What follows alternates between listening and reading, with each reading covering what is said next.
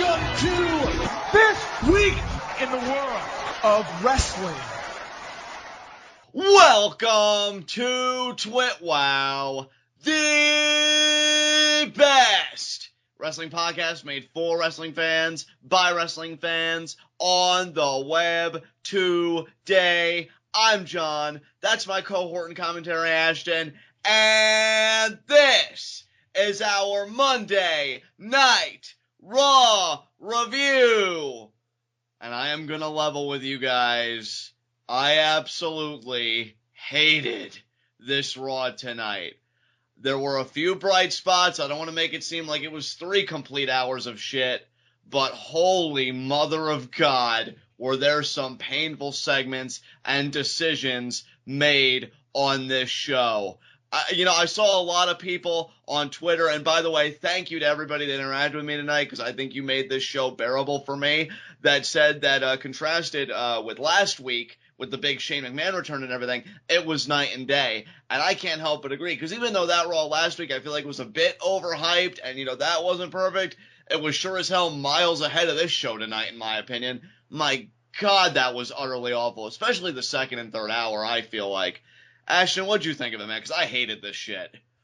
John, this show, I feel like this is going to be one of those shows where either tonight, really late at night, or sometime tomorrow, the news is going to break that they had to rewrite the show like 13 times leading into it, because this was such a disjointed episode. Nothing felt comprehensive. Nothing felt like there was really like this kind of overarching goal that you were trying to build up to, that being WrestleMania. Everything felt, it was like, I don't know, it's hard to explain. It was almost like, rather than watching an actual like comprehensive television show, we were just watching like a skit show with all of these random skits just kind of tossed out there for your enjoyment, and most of them weren't even enjoyable.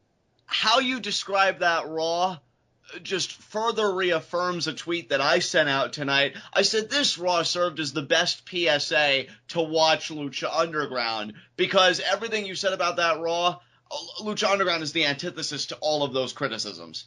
It just boggles the mind how writing can be this bad, and to use your word, because I really liked it, disjointed. Yeah. I mean, I just want to get right into it. Our first segment, Heat of the night. And folks, if you can believe it, because I know it's rare for me, I have 4 heats of the night tonight, and one nitpick.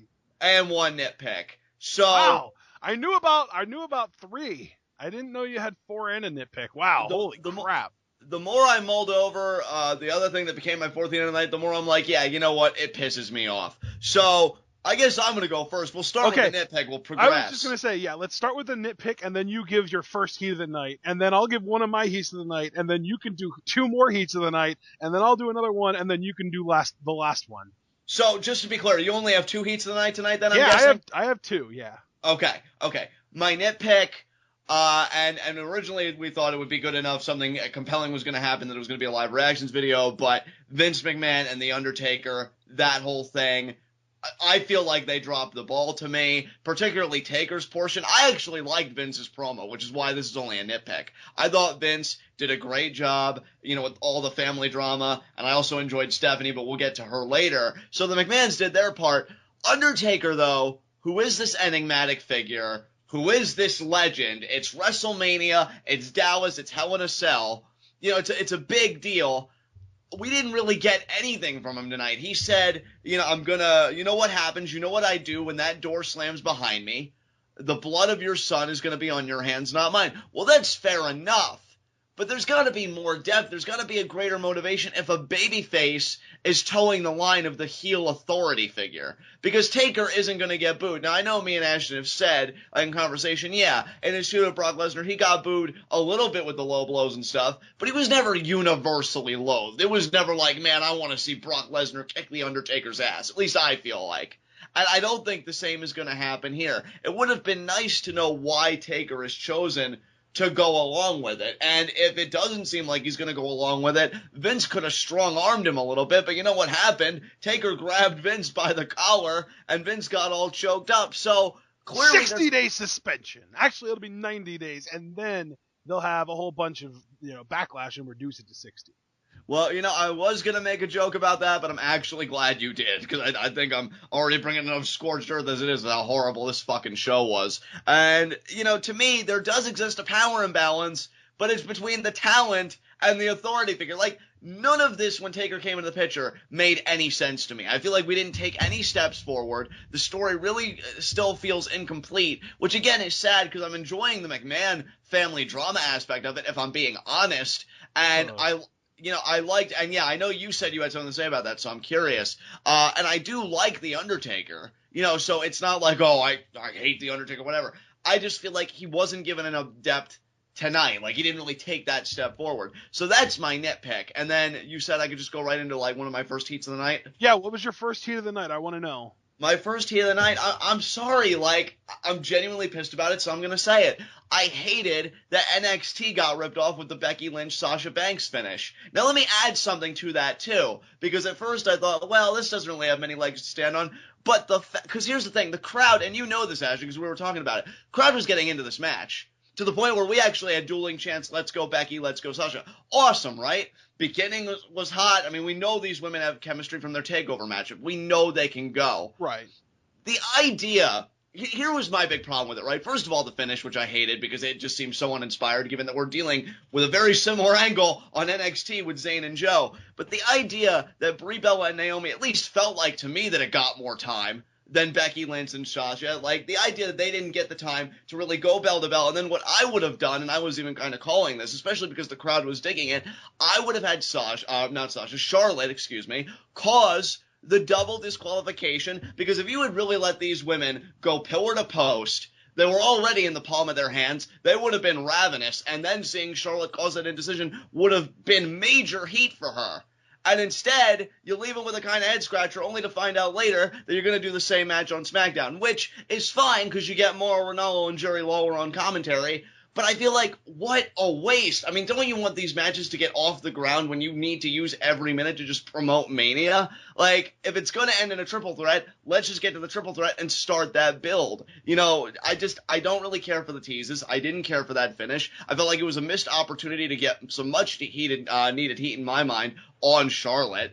And, I really didn't care for it, which is a shame because I love both women and I love how they work. I just think it was a missed opportunity. So that's my first heat of the night because I just really didn't care for it.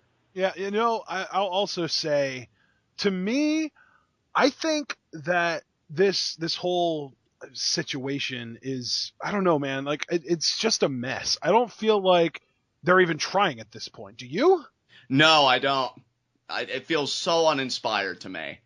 And again, like, it really felt like to me tonight that Brie Bella versus Naomi got more time. And if you really think about it too, like, the thing with Sammy and Joe was that they had a longer match. Like, I remember even mentioning, like, it was like 35 after the hour when we started watching after we were watching NXT, when Joe and Zayn started. So they went for almost 20 minutes before the double pin.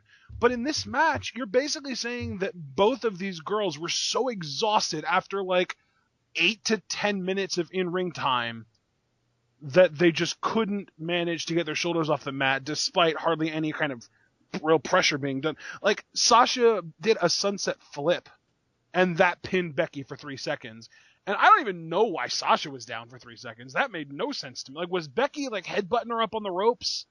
You know what, dude? First of all, excellent point about, like, the conditioning and the whole time factor, because I hadn't really considered that. And second of all, as far as the, second point that you raised, I was considering that myself, because I was even watching the replay, and I'm like, well, did Sasha, like, hit her head on, like, the rebound kind of impact of the maneuver? Or, like, why was she knocked out? And that's the thing, too. And I think, admittedly, I do think that this was part on Sasha, because I do feel like she could have made this look better if she hadn't really, like, mechanically set up the sunset flip. Like, she did the sunset flip, but then she almost like she forgot, oh crap, this is our double pin, I need to lie backwards for a split second, and like she was actually going for the pin, and then she was like, oh shit, we gotta do this double pin, and she just kind of flopped back. Right. So I admittedly, as much as I do love Sasha, I do feel like that was a little bit on her, but really the finish itself, I love the result of what we got because it means that we're getting the triple threat and Becky isn't just going to get thrown to the wayside like I thought she would. But I don't like the way that they did the double finish because it made the women look weak. And to be perfectly frank, Sasha did botch the finish a little bit. Yeah, I mean, look, I'm with you. I'm glad we're getting a triple threat. I don't want any of these women to be discarded. I just want some commitment, like, right out of the gate. Like, why go through all this? You know, I feel like it would have been so much more straightforward and told a more interesting story if Charlotte, like, again, got involved, because to me that would have been conceding that she is intimidated by facing these two at once in one match at WrestleMania. And I think you want that for your heel when you're facing two very competent, capable babyfaces. Well, I guess, yeah, Sasha for this particular feud is working babyface, regardless of our opinions about it. And, you know, like, I just feel like, doing this double pin, I think all the points you raise are fantastic. Again, I didn't like the idea that we're just kind of going through that on NXT, so that kind of leaves a bad taste in my mouth. And I just feel like these women deserve better. So that's my first heat of the night. What's your heat of the night? Your first one. Oh boy, you know, I'm gonna save the really big one for last. So okay. I'm gonna just, you know, this first one is just gonna be a little bit more on the light side, and it's more just an annoyance. You could even probably call it a nitpick. The Subway commercial with Renee and Natalya. Oh my God. You know, this didn't even make my cut, but I'm, you know, because it was bad, don't get me wrong, but I felt like it was kind of pointless for me to complain about given my full roster, so I'm glad you took it. This was horrible. And you know, it's funny too, because it's not even like the WWE is incapable of having their own talent plug products and have it be entertaining. They're not incapable of that. Natalya herself has even been a part of an entertaining WWE produced commercial with Tyson Kidd and the Burger King chicken fries. Yeah. That was an entertaining commercial. It was stupid, but it was entertaining and it made me laugh. This was completely worthless. Like, here's my thing. Subway they're basically trying to say that if you want to be in really good shape and you want to be fit, you got to eat Subway. And Subway is this awesome thing for being in amazing shape and getting healthy and fit. And yet, now again, this might be a controversial statement. I'm hoping it won't be. But if you look at the entire roster of WWE divas, and if they felt like they absolutely had to use a diva for this, I mean, granted, they might have been better off using a guy. I don't really care about that. But if they wanted to use a diva, if you look at the entire roster, and even if you include NXT, Natalya is in like the bottom 3 as far as how good of shape they're in. And you know what? I would be inclined to agree with you. I think my problem is too, and again, this is just me being honest. I know we've made no qualms in the past about showing our dislike for Natalya, and tonight's going to be no different. I just don't think she has but you know the what chops. though? I'm gonna step away from that. I'm not even gonna be like, oh, Natalya's the worst, because at the end of the day, I do think she's a really good in-ring worker. To me, you would have been significantly better off with using your divas tonight if you would have had Brie Bella, which I probably wouldn't have happened because Subway has meat on their subs and she's super against meat of all kinds. But if you would have used even Naomi, I feel like is in better shape than Natalya. Naomi's rocking like a massive 6-pack. She's muscled up.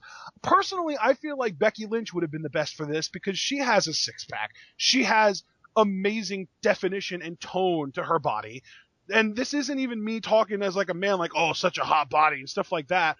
But legitimately, if you're trying to promote health and fitness, Natalya was one of the worst people to use this for. And I do think that somebody like Becky Lynch or even like Alicia Fox would have been better for this spot than Natalya. Now, regardless of that minor complaint, I do think it's incredibly stupid that they're trying to make it seem like, oh, we're about to get an interview with Natalya. They're going to make Natalya relevant again. They're going to put her back in the Divas division.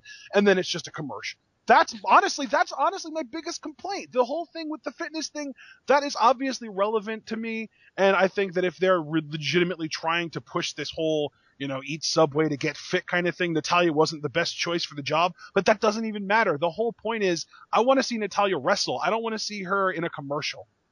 I mean, I'm with you. Like, when I said the whole, like, negative about Natalya, I mean, I'm with you. I'm not going to be like, oh, Natalya is the worst. Like, my thing is, she is a quality in ring worker. I don't think, for me personally, maybe it's just me, I don't think she has the charisma to pull something like this off. What I loved about you mentioning Becky Lynch when you and I were talking about it, not only did you mention Becky Lynch being in, you know, great shape or something like that, but you said, and I'm going to quote you said she could have worked puns into it, and she could have made it entertaining. To me, when Natalya does it, and again, I'm not trying to be that guy, this is a legitimate criticism, it just comes off so soccer mom to me. It she was like, oh, you gotta drink water, and you gotta do this, and I'm like, I feel a disconnect. I'm sorry. Yeah, like that's the thing. Like if I want health advice, first of all, I'm not as likely to take the health advice if I think the person giving it to me is lame. Right. But second of all, it would make more sense if the person giving you this health advice was in just incredible, oh my God, how can I look like that person's shape? And Natalya isn't. Yeah, I agree. I mean, one of the biggest reasons, at least from what I've heard backstage, that they don't have her on TV as much is because they don't like her look. Well, yeah, and that honestly wouldn't surprise me. I don't know. I feel like Becky Lynch, when you and I were talking about it, because I originally said Charlotte, because it's so funny, because her Twitter photo. You know what, though, dude? I feel like the reason Charlotte wouldn't have worked is because she's a heel, and you don't want to use a heel to promote anything. So I really do. I do think Becky Lynch would have been the best person for this. Yeah, and I do agree. And I mean, now that you've basically turned Team Bella face, I think Alicia Fox would have been the next best thing. Yeah, I have to agree. So, anything else you want to say about this before I get my next heat of the night? No, go for it. I think that really doesn't qualify as a full-on heat of the night. That's more nitpick for me. But right. My real heat of the night is going to be, nuclear. Oh, well, see, me, I'm going by, like, degrees of hatred. Yeah. So, like, the one thing, it wasn't too bad I got over, but still, like, pissed me off. Now we get to where I really get angry. Give me two. Give me two right off the bat. You want to? Okay. No, actually, let me rephrase that. We're going to do two before I give my last one, and then you're going to give your fourth one at the very end of the segment. Okay. So give me your second full-blown heat of the night. Okay. The idea that Rusev pins Kalisto, who's the United States champion, and not a big production is made about it because, oh, wait, that's right, he's a mosquito anyway. Fuck you people, okay? Because he's the United States champion. Rusev pins him, which that already kind of annoys me because Sin Cara's a thing, and I love Sin Cara, with Hunico under the mask and everything. But, I mean, let's be honest, he's not the champion in the tag team. Would have made far more sense for him to eat the pin. But fine, if you're going to have Kalisto eat the pin, the most you could afford the guy, okay, is, wow, Rusev just pinned the United States champion. You gotta think that puts him in line for something. But no, why should any of us be surprised when even after Kalisto came out on the winning end of his rivalry with Del Rio, beating him in a 2 out of 3 falls match, okay? So he put it to bed. He's the definitive United States champion. He's still a mosquito. Now, I know that's more heel commentary, to be fair, and babyfaces are like, oh, whatever, Kalisto is exciting, he's this, he's that. But the idea that he's the United States champion just seems to be completely glossed over for you. It's like now that the Lucha Dragons are back together, Kalisto being the United States champion, that's just like a side thing. Yeah. It's not the main thing. And that pisses me off because, as other people have noted, I'm certainly not the first. But here John Cena is doing all this rehabilitation on the U.S. title. And I'm not blaming Kalisto because we were both really excited when he won the belt. Everybody was. Because Kalisto, I think, is an amazing babyface and still can be. But what kind of a service are you doing when you don't even bring up the fact, wow, that's huge for Rusev. There's so much fight in Kalisto that, the idea that he could put down the U.S. champion, that's got to put him in the conversation. Because right now, the U.S. title's directionless for WrestleMania. Kalisto seems that way as well, which is just an absolute crime given how over he is, and again, how over he can be. And over he was. I don't know if I would even say he is anymore. Yeah, and then after the fact, you bring it back to Del Rio again, doing that god-awfully contrived double stop. Like, it's over. And again, like I even said, I think, on the SmackDown, the last SmackDown tour I did, the 30-second hot seat, when you asked me to pick challengers for each belt at Mania, it's funny that I said Rusev. Rusev pins Kalisto. Great, because Rusev's a former U.S. champion. Like, that was his big break on the main roster. And yet nothing is made of it. Absolutely nothing. And again, why should it? Because all they want to focus on, oh, he's a mosquito. No, he's not. How about we focus on an actual empirical fact that he's the U.S. champion, and that's a big fucking deal. Like, I just got so angry seeing this, dude. Oh, my God. Yeah, this was, I think my biggest problem is that when John Cena lost the U.S. title, I had that glimmer of hope that they were going to try and keep it as prestigious as it was. And they could have. And with Del Rio, it felt like they were at least trying to make it seem close to as prestigious. Now, obviously, they couldn't necessarily maintain, they could have, but they didn't even really try to maintain the level of prestige that Cena had it at. But then when Del Rio dropped it to Kalisto, I was like, oh my God, this is such a big upgrade for Kalisto. And now we're slowly beginning to realize, and it really kind of culminated tonight, that it wasn't an upgrade for Kalisto. It was just a downgrade for the U.S. title. Exactly. I really couldn't have said it better. So you know what? I'm not even going to try to. Moving on to my next heat of the night. Golden Truth. Now, why Yeah. am I bringing this up on Heat of the Night when I've already said that I'm over it? One simple reason, and one thing that made me decide to make it Heat of the Night. Because it already shows, again, the inconsistency in the writing. But putting aside that it's beating a dead horse and this and that, which is all still legitimate because it's still going on. Last week, and I believe it was on Raw, it may have been on SmackDown, because honestly, I can't even keep it straight anymore. We've had so many Golden Truth segments, I just want it to be over. You had Truth beat Heath Slater thanks to Goldust. Truth saw the replay, okay? He saw the replay of what happened, and he smiled at Goldust, and he's like, all right, so you think he's starting to dig the team a little bit. Now, granted, Goldust creeped him out by winking at him and doing whatever, but I just thought that was, that was for laughs, right? They're playing it for a gag. You get to tonight, and Truth is like doubling down. Oh, I told you, man, I don't want you as a partner. Well, if you don't want him as a partner, which, first of all, I will concede to him, he said it a lot already, but then you smile, though, and you accept his help when it comes to winning matches. Like, now you're sending mixed messages. If you were consistent and you were like, hey, man, what was that? I don't need your help. And then Goldust, I was just trying to help, and, like, they had another argument, I'd be like, fine, and I'd still probably really be pissed at Goldust, because, again, dude, you're a stalker. That's not okay. But now it's getting to the point now where you're sending mixed messages, where I thought we were finally going to get this show on the road, and now tonight, I'm just going to say this one more time, I don't need you as a partner. What? Why? Oh my God. Why are you dragging it out so long? Why? What's the end game? What are they going to do? I'm so Dude, tired you're of it. implying that they had an end game in mind when they started running this shit.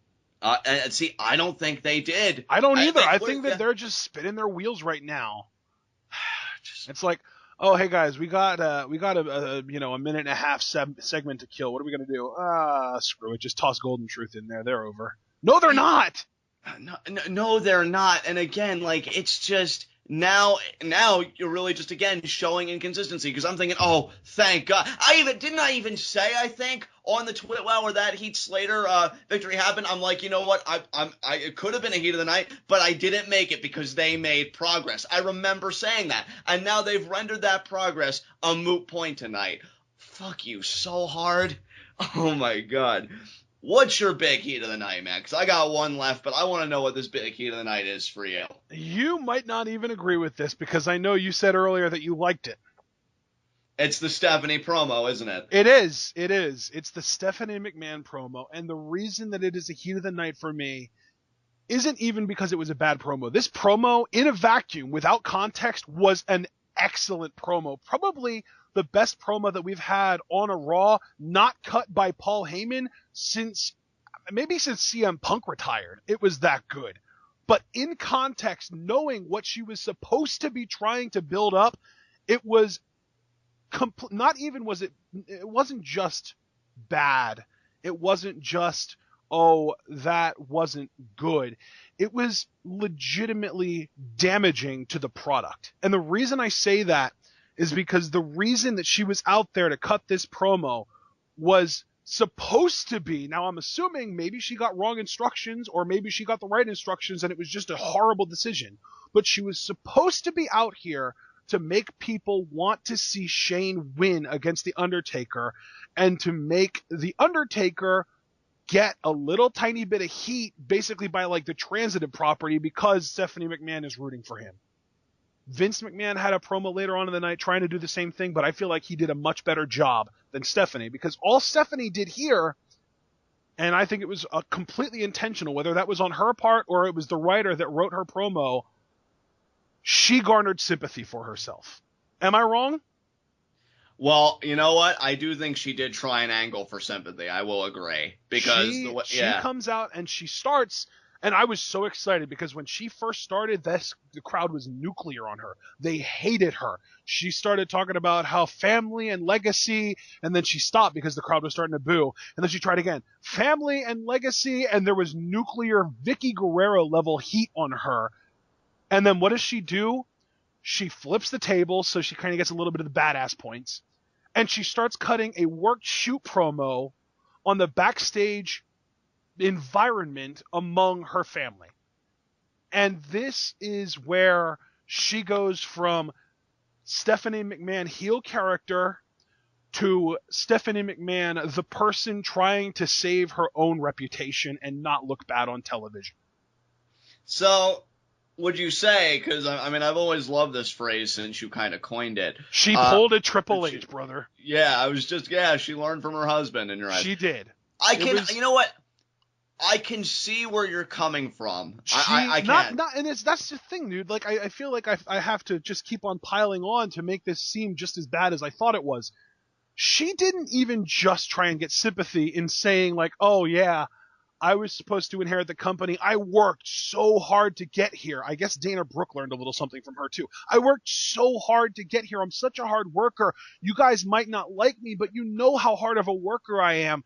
And then she pulls the sex card. Why does Shane have to be entitled to the company? Because he's a man? So now not only is she garnering sympathy for herself, but she's also showing that she's a decent person who is unwilling to accept that Shane McMahon should be the heir and apparent just because of his gender. Cool. Awesome. Stephanie, congratulations. You are, progressive in the sense that you're against gender roles. That's awesome. Wait a minute. I'm supposed to hate you.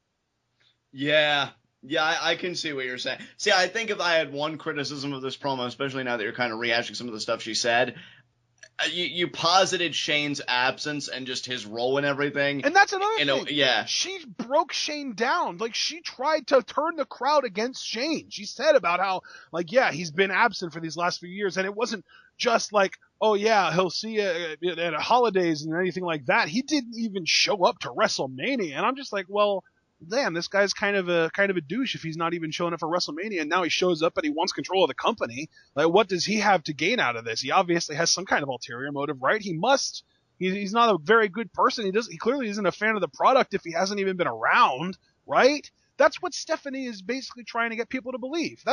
She's doing so much damage that the little interest that I had in Shane McMahon versus The Undertaker is actually going down.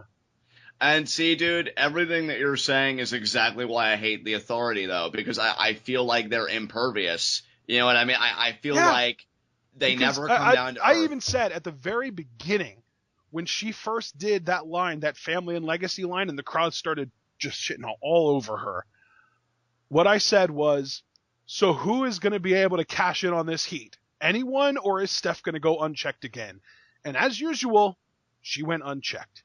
And that's exactly – I feel like I said something similar because I said, you've got Stephanie who really can be a great heel, but all that heat is kind of in a vacuum because nobody's going to be able to benefit from it. Nobody, because she never suffers any kind of a comeuppance. And that still is, even in 2016, even after all this time of us talking about it, a very huge and legitimate problem. I think framing it in the context you did, I can totally understand why that's a heat of the night for you. I love the promo, but I think you illuminating those things, I definitely think, again, you got a legitimate point. You get no contention from me. Well, and that's my thing. I do think it was a good promo. It was a really good promo.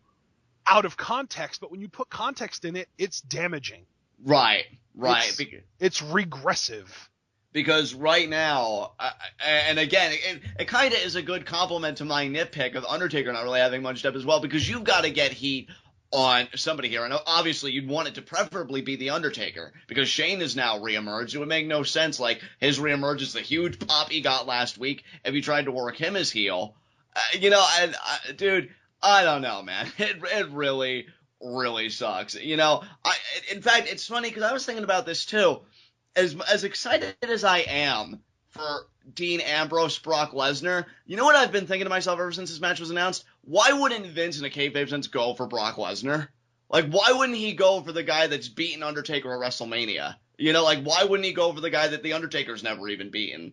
I feel like it would have been easier to get heat on Brock Lesnar with how vicious he is and just the way he carries himself and with Paul Heyman than trying to get heat on The Undertaker. And I don't think you're going to be able to get heat on Shane either. I mean, we'll see how he's received next week after that Stephanie promo. But yeah, just nothing about this match and the way it's been written so far just really jives well with me. I just don't think there's a flow to it at all. I almost wonder if they would have been better just going with Brock Lesnar as kind of a hired gun in exchange for, I don't know, like a future WWE World Heavyweight Championship match or something. I don't know. I just feel like they kind of botched it here. Anything else you want to?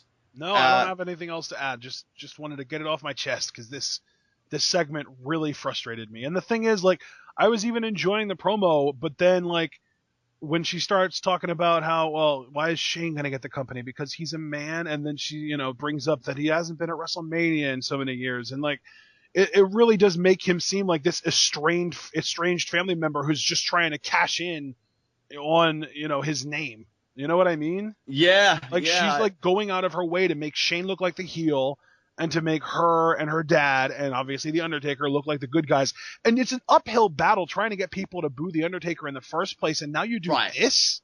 Yeah, dude, I completely agree, especially with that last sentiment, because it was already a tough time when you announce The Undertaker, knowing it's The Undertaker, knowing it's WrestleMania, and not just any WrestleMania, it's his home fucking crowd. Well, yeah, and that's the other thing, too. Like, they're going to be in frickin' Dallas, Texas.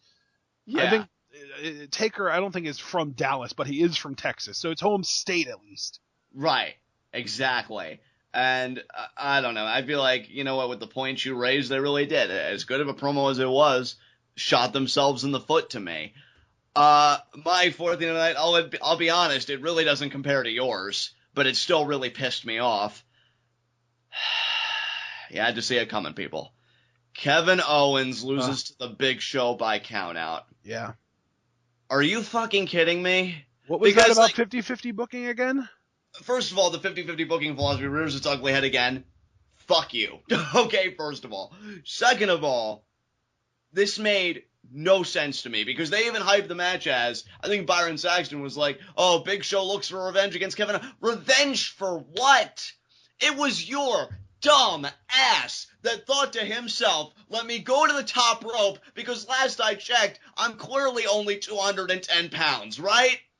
And because you were dumb enough, you were stupid enough to go to the top rope, and Kevin Owens, being the veteran that he is, because let's just remind everybody, he's been doing this for 15 years. 17. Okay, 17, thank you. Still, though, point stands, you know, and then the same thing with AJ Styles. Oh, you're a rookie in WWE. No, okay? Kevin Owens has been doing this 17 years. Veteran experience says, oh, well, here's this giant Neanderthal thinking he's a cruiserweight. Let me just straddle him on the top rope and get the count-out victory, which, by the way, last I checked, was perfectly legal. So revenge for what? Your own stupidity? Look in a mirror and punch yourself in the face, because it'd be a better job done, all right?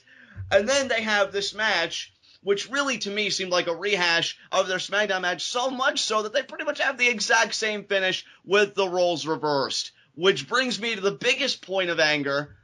You're talking about Kevin Owens. You're talking about a guy who you debuted so hot, beat John Cena in his debut match. And he's been doing this great thing. You know, I love it. Hashtag the Kevin Owens show. Hashtag KO Mania. And what's his first WrestleMania gonna be? What it's looking like from tonight? An Intercontinental Championship match against the fucking Big Show.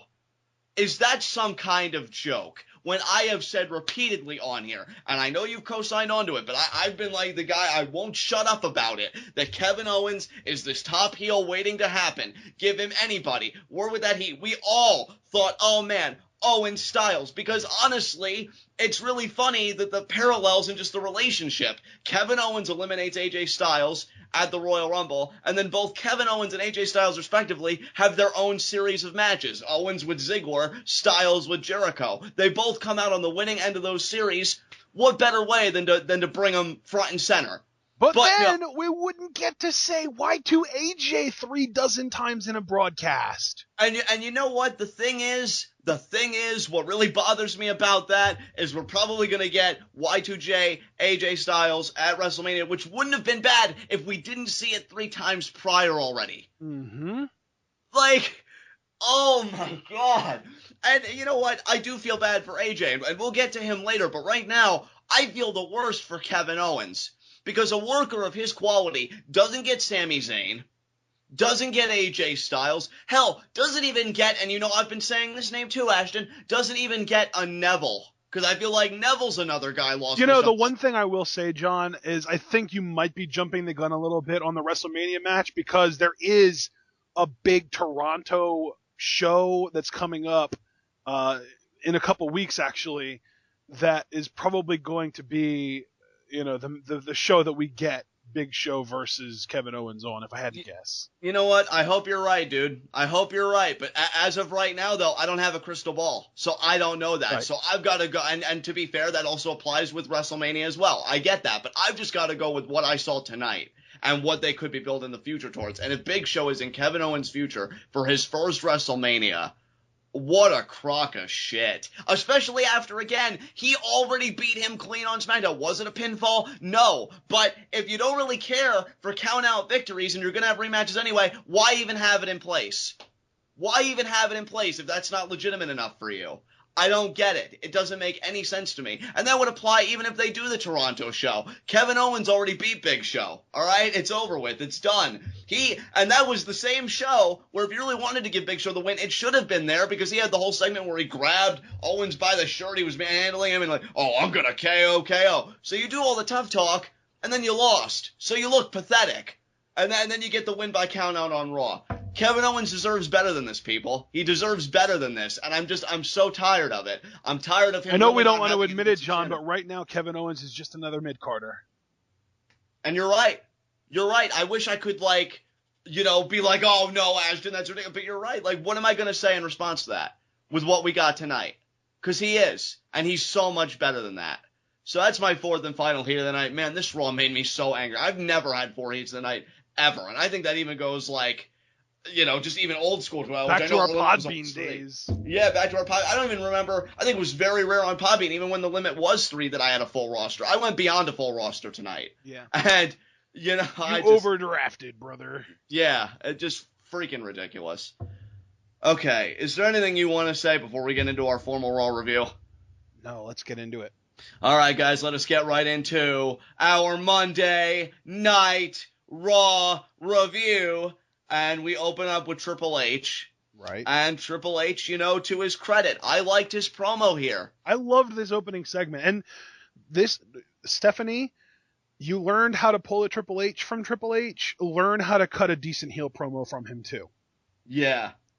Because he pretty much, again, talks about authority. That's kind of a dominant theme in his promos lately. You know, you guys, you all have somebody that you get led by or that you listen to about, like, what to say, what to do, this, that, and the other. And you want to resist, but you're not going to do it. And then when you try and challenge it, I mean, what happens? You get struck down, as is the case with Roman Reigns. So Triple H, you know, is really, like, sticking it to Roman Reigns. You know, the fact that he's not here after the beating that Triple H doled out last week. And then we get a very surprising interruption with Dean Ambrose. Yeah. And that's another side note I want to make very quickly. Given the interactions between these men, which I loved, by the way, this isn't a negative, and how the crowd received them, how is Roman Reigns versus Triple H the main event of WrestleMania again? Well, obviously, because he won the triple threat at Fastlane. John, haven't you been paying attention? Yeah, after he pinned Dean Ambrose after one freaking spear, but I digress. Yeah. Dean Ambrose comes out. I enjoy his stuff. Like and by the way, because I know some people were criticizing, they felt like Dean wasn't selling enough. I disagree. I felt like Dean sold the beatdown just fine to Brock Lesnar. Because you could even see he was limping his way to the ring a little bit, kind of really selling like, yeah, I got freaking mauled by Brock Lesnar in a parking lot. Well, Andy had his shoulder taped up too. And he had the shoulder, and I think the ribs taped up as well. I thought I noticed in the main event. So I thought he did quality stuff there. He pretty much gets in the ring. Says, you know, well, first I got to message you from Roman that, you know, he's coming for you. I figured you know what that meant. And he said, you know, I wanted to talk to you about something. And then this is where it gets interesting. Because Dean says, who did you want to win that triple threat match? This was so interesting to me because I feel like we were even kind of asking that. Like, if Triple H really wanted to keep his title, which of these 3 guys was he hoping would win? Because, like, you know, you have it set up so you're going to have to face at least one of them. Like, who did you, like, what was the best case scenario for this match in Triple H's mind? Right. And then Dean, didn't he change the question answer to like, well, let me ask you, well, who did you want to lose? Who did you not want exactly, to lose? Basically. Yeah. And Triple H is like, you know, none of this really matters because there are only 2, I think he phrased it as like legitimate threats in that match. It's Roman Reigns and Brock Lesnar. So he totally leaves Dean out of the equation. Crowd's eating it up. And by the way, of course he puts Roman over in the meantime. Yeah. By the way, though, while he puts Roman over, when Dean first came out, pretty loud Ambrose chants, at least comparative to Roman Reigns. Well, I was yeah, just going to say, Ambrose. like, even like when Triple H was cutting his promo, there were Roman Reigns chants, but then when Ambrose's music hit, I was thinking during the Roman chants, like, oh wow, look, Roman's getting chants, this is pretty cool, and then Ambrose gets chants, and it's like twice as many people doing it because it's so much louder. Oh god, WWE. I haven't really seen anything slap you harder in the face than how I would be slapping if I could get Vince by his collar myself. But regardless, they're talking it out, Dean and Triple H. And Dean ultimately arrives at the conclusion, I know you didn't want to face me. I know you didn't want to face me because you know that you can't beat me. And like he's just putting that out there, you know, he's fielding that kind of doubt. Putting it into the H, universe, if you will. Exactly, putting it out into the universe. Well said. And Triple H, I mean, what did you think about what Triple H did here? Like, did you like he was like, oh, it's not a gimmick then, is it? I thought he just did it all for you guys, but you really are crazy, aren't you? I like that though, because you know it's one of those things where they hammer on like, oh, he's crazy, he's such a nutcase, he's insane. Let's go to the Ambrose Asylum, Mogul. And like all the while, he's doing wrestling moves like a normal person. He's kicking out of pinfall attempts like a normal person. He's doing counters like a normal person. Like nothing about him really says crazy. But I love that Triple H is being like, you know, they don't call you crazy because of the way you act. They call you crazy because of the way you think, because you actually think you have a shot. I love that. That's a great way of twisting the words around to make it work for the promo. I agree. I liked it as well. And you know, Dean though is still kind of pushing the idea like, you know you can't beat me, and that's your problem. And then the crowd, and see again, it's like hitting you in the face how great of a baby face this man is because the crowd starts chanting. I don't think you understand. It's not that they don't realize what they have in Dean. They know exactly what they have in Dean, and that's exactly why they're using him the way they are. Yeah, I guess so. Because the crowd was even chanting at Triple H like you can't beat him, so they got into it. You know, and they were kind of pushing that narrative as well as Triple H. Like, yeah, you don't want to get in the ring with Dean Ambrose because if you did, you know, you were going to lose. So, and then I like what Dean says here. He says, you know, I know that Roman is a guaranteed title match at WrestleMania, but that doesn't equate to you being guaranteed to being the champion at WrestleMania. You know, you could lose it between now and then. So how about you versus me for that? You know, gesturing to the WWE World Heavyweight Championship. And Triple H pretty much says, you know what, Dean, I'm intrigued. So I'm going to take, you know, the rest of the night. I'll let you know my decision at the end of the night. And then Dean's like, you mean at the end of Raw or the end of this? I mean, you know, are you going to text me? And formally announce it like I got better things to do. And Triple H, I love how, like, stone-faced Triple H is, too, throughout the entire thing. Like, he's just so serious and stiff. And, like, it's a good contrast to Dean's kind of, you know, playfulness, but, you know, with a side of deviousness, of course, because he's always got, like, an ulterior motive trying to goad Triple H into giving him a title match. And Triple H says, you know, since you decided to come out here and run your mouth, I was going to give you the night off originally, you know, because you got mauled by that grizzly bear, which, by the way, that was another thing that really annoyed me about Raw tonight, the really forced Oscar references by certain performers. That was really annoying. He says, I was originally going to give you the night off, but now you're going to have a match, main event tonight, against Alberto Del Rio. And then Triple H leaves. So we know that a banged-up Dean Ambrose is going to have to take on Del Rio now, and Triple H is going to give his answer whether or not he accepts Ambrose's challenge for a future WWE World Heavyweight Championship match. So I really like this. I think these two, I kind of got the feeling at Rumble when it came down to those two, and now with this exchange here, really nice chemistry between these two. I enjoyed it. I think their future title match, or wherever this goes, is going to be very, very interesting. I think I'll have fun with it. So good stuff. Yeah. It's, you know, I don't know, man. I think that the match here, I'm honestly, just to kind of lay it all out on the table, I'm more looking forward to Triple H versus Dean Ambrose, whether that's next week on Raw or at the Toronto show, whatever. I'm looking more forward to that than any match at WrestleMania right now, including the Lesnar-Ambrose match. Wow. All right, well, I already understood some of your misgivings about the Ambrose-Lesnar match from last week's Raw TWitWoW and your kind of deconstruction of that. So I guess that makes sense. But yeah, I mean, Ambrose Triple H for the WWE World Heavyweight Championship does look like it's going to be very good whenever that takes place. And I think especially if it does take place on the either next week or the Toronto show, I mean, we've always joked. In fact, I think you originally said it when Ambrose was dealing with the whole shoulder injury in his feud with Seth Rollins. Dean's the kind of guy that he sells his wounds for years to come, it feels like. So I think they have a chance to tell a very interesting story with Dean being all injured and Triple H being both the authority figure wielding that power and coming in fresh. So I think it would be a very interesting dynamic. So with that said, do you have anything else you want to say about this? I don't think so. Up next, we had our first match of the night, though. Sasha Banks versus Becky Lynch. Charlotte and Ric Flair at ringside, and this was our double pin. And the match was starting to really pick up. I thought it was going to end up being a really good match. There was a really cool exchange at the beginning, and if they were in more of a hardcore town, I feel like they would have really gotten into that exchange. But Nashville, what can I say? Yeah, I loved it.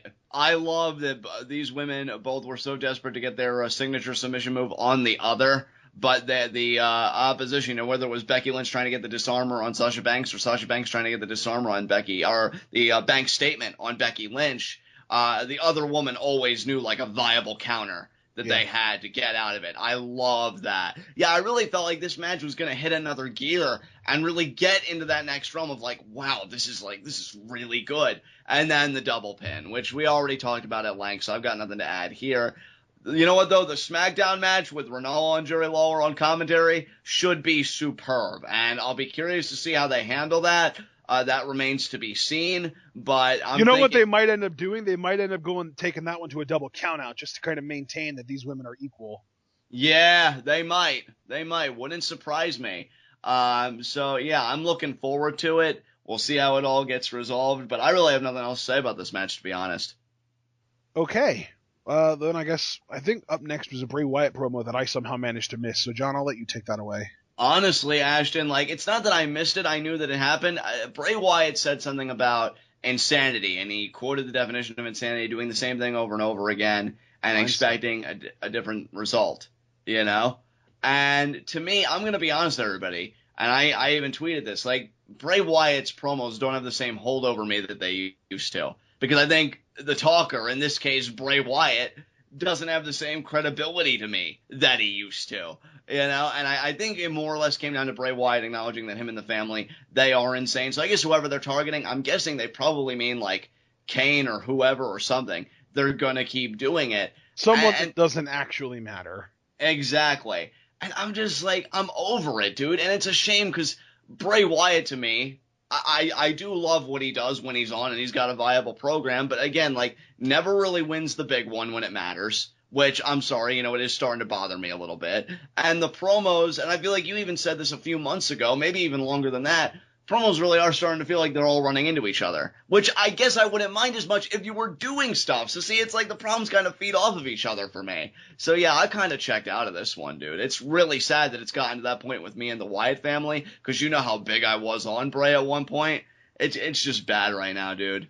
I'm sorry. Yeah, I think now, again, this is going to be exclusively fantasy, because they're never going to do anything like this. But I think that if you really wanted to press the reset button on the Wyatt family, have them help Shane beat Taker. Yeah. I mean, to me, it's a viable course given the history of the Wyatt family with The Undertaker. And not only that, but it's 4 young, hungry talents that it would make sense for them to want Shane to win. And they've been talking for how long now about how they need to bring down the machine?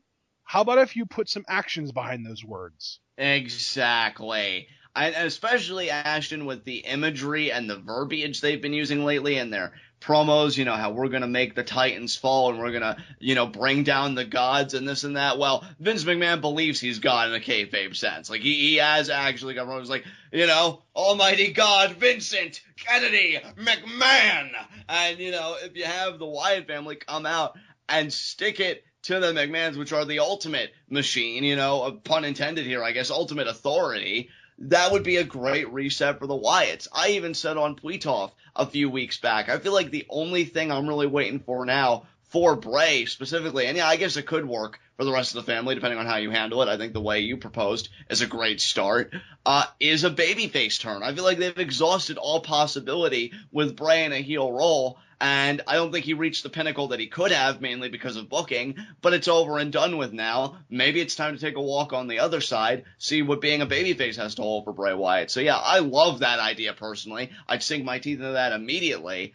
WWE just doesn't have that kind of vision, dude. I've just lost all faith in their ability to write competently for characters like Bray Wyatt. It's sad. It's the craziest thing, too. That just literally it just hit me when you were talking about how he just is completely checked out for you, or you've completely checked out for him, however you want to put it. Like, he really has run his course. There's nothing more for him to do as a heel that is viable. Because to me, if you wanted to really make the Wyatts look strong and keep them heel, it would literally, you don't even need to build it up. You can just put the title on him and give him a reign of terror similar to that of like 2003 Triple H. Yeah. You know, like rather than these, you know, these super cut up bodybuilder lackeys that Triple H had in Batista and Randy Orton, Bray Wyatt has freaking monsters backing him up. Like, what more do you really need? How much more material do you need to make these guys compelling champions? Yeah, and you know, that's an excellent point. Like, when you really think about it in a kayfabe context, and you think about the family, how is Bray Wyatt not running this place? Yeah, like, that's my thing, dude. Just, like, I feel like Bray Wyatt, as just a solo entity, has proven, even if you want to go back as far as, like, 2014, he's proven that he is a very talented in-ring wrestler. He is a good wrestler. Now, you back that up with the fact that he has this army of giants backing him up. You put the title on Bray, and who the hell is going to take it off of that guy when he, with that army, has a champion's advantage? Exactly. Yeah, that's an excellent point. Wow. And, you know, it just really, to me... Dude, I've been thinking about this since the build-up to the Royal Rumble. Just... if Bray could have won the Royal Rumble, he could have had this awesome reign of terror leading up to WrestleMania, and he could have gotten some, I mean, even if you wanted to wait until next year's WrestleMania for him to drop the belt, whoever he would have dropped the belt to could have been made into $1 million. You could have used him. You could have used him to get Roman over. You know what?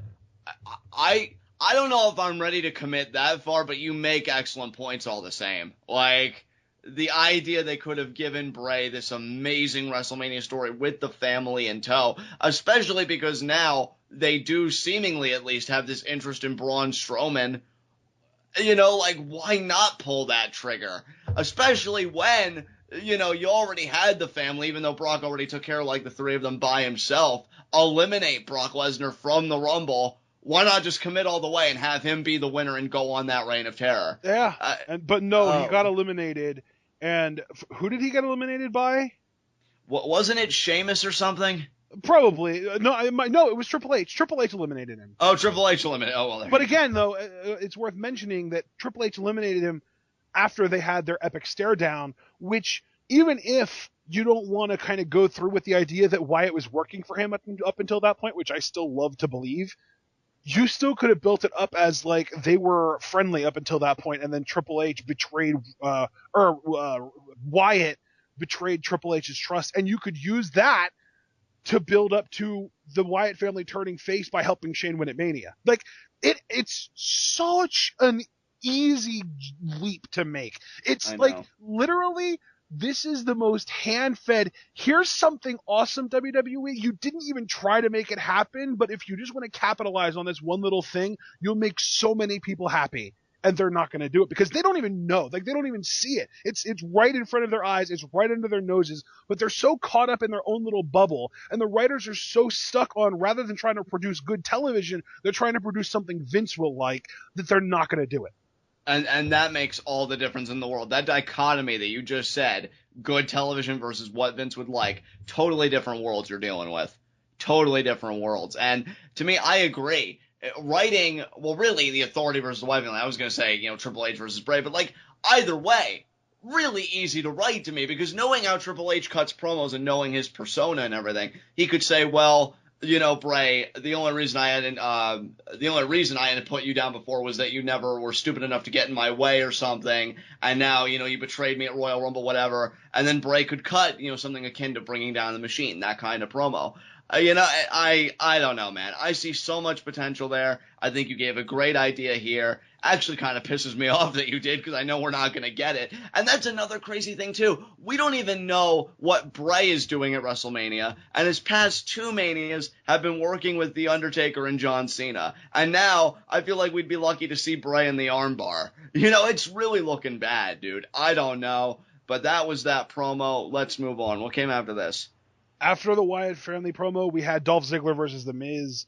Pointless match. Miz wins. Nobody cares. I forgot this match happened until I looked at my notes again. Yeah, well, nobody would blame you, because the match lasted about as long as a hiccup or a blank. Again, like you said, Miz got the roll-up and he won, which is kind of a head-scratcher given that they showed a backstage interview that happened before that matchup, and Dolph Ziggler is just taking the piss out of the Miz, because Miz was like, oh, well, why are you asking Dolph what he's going to do at Mania? You should be asking me what I'm going to do at Mania. And then he was about to reference how he main evented WrestleMania that one time, and Dolph calls him out on it. He's like, that was 5 years ago. What have you done since then? What have you done that people would really care about? Nothing. As far as I'm concerned, you don't even deserve to be a WWE superstar. He didn't even say you don't deserve to be at WrestleMania. You don't deserve to be a WWE superstar.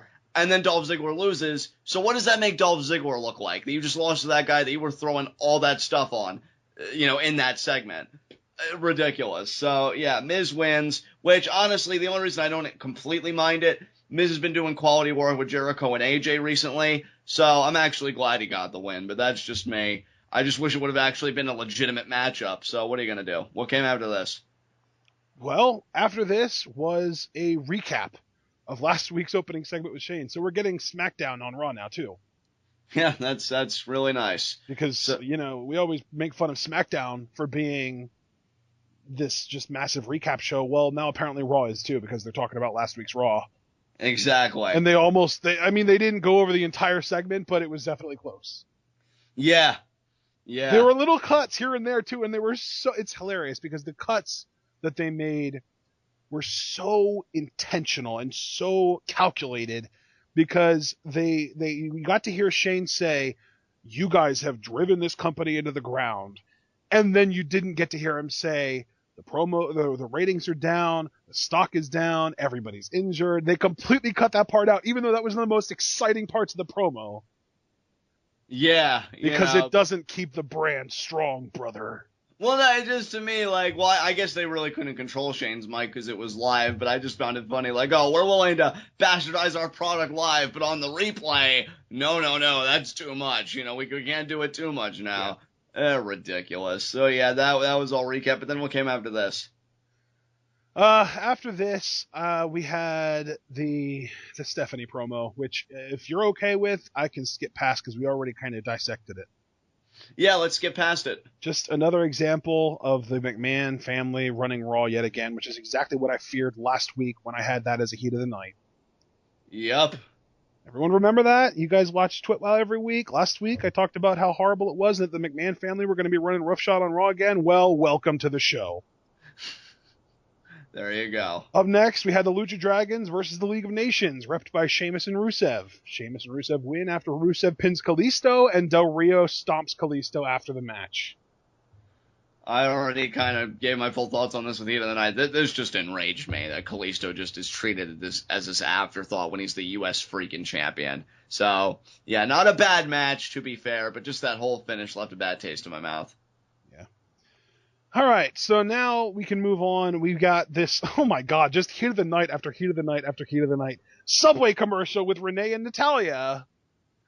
Nothing to say about this, because I felt like we really talked about it, gave a nice substantive discussion in Heat of the Night, so you want to move on? Okay, now we get to something legitimately good.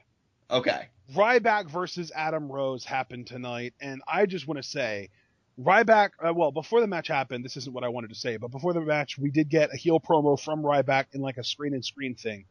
And it was decent, not great, but pretty good. Given that a lot of people seem to think Ryback is just incapable of putting together a thought, this was a solid promo. But the match itself, I loved because Adam Rose got some offense in here, but when Ryback got sick of Adam Rose's shit, he destroyed him.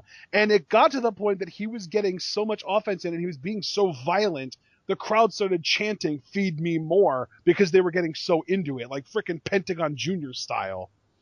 Do you see that, WWE?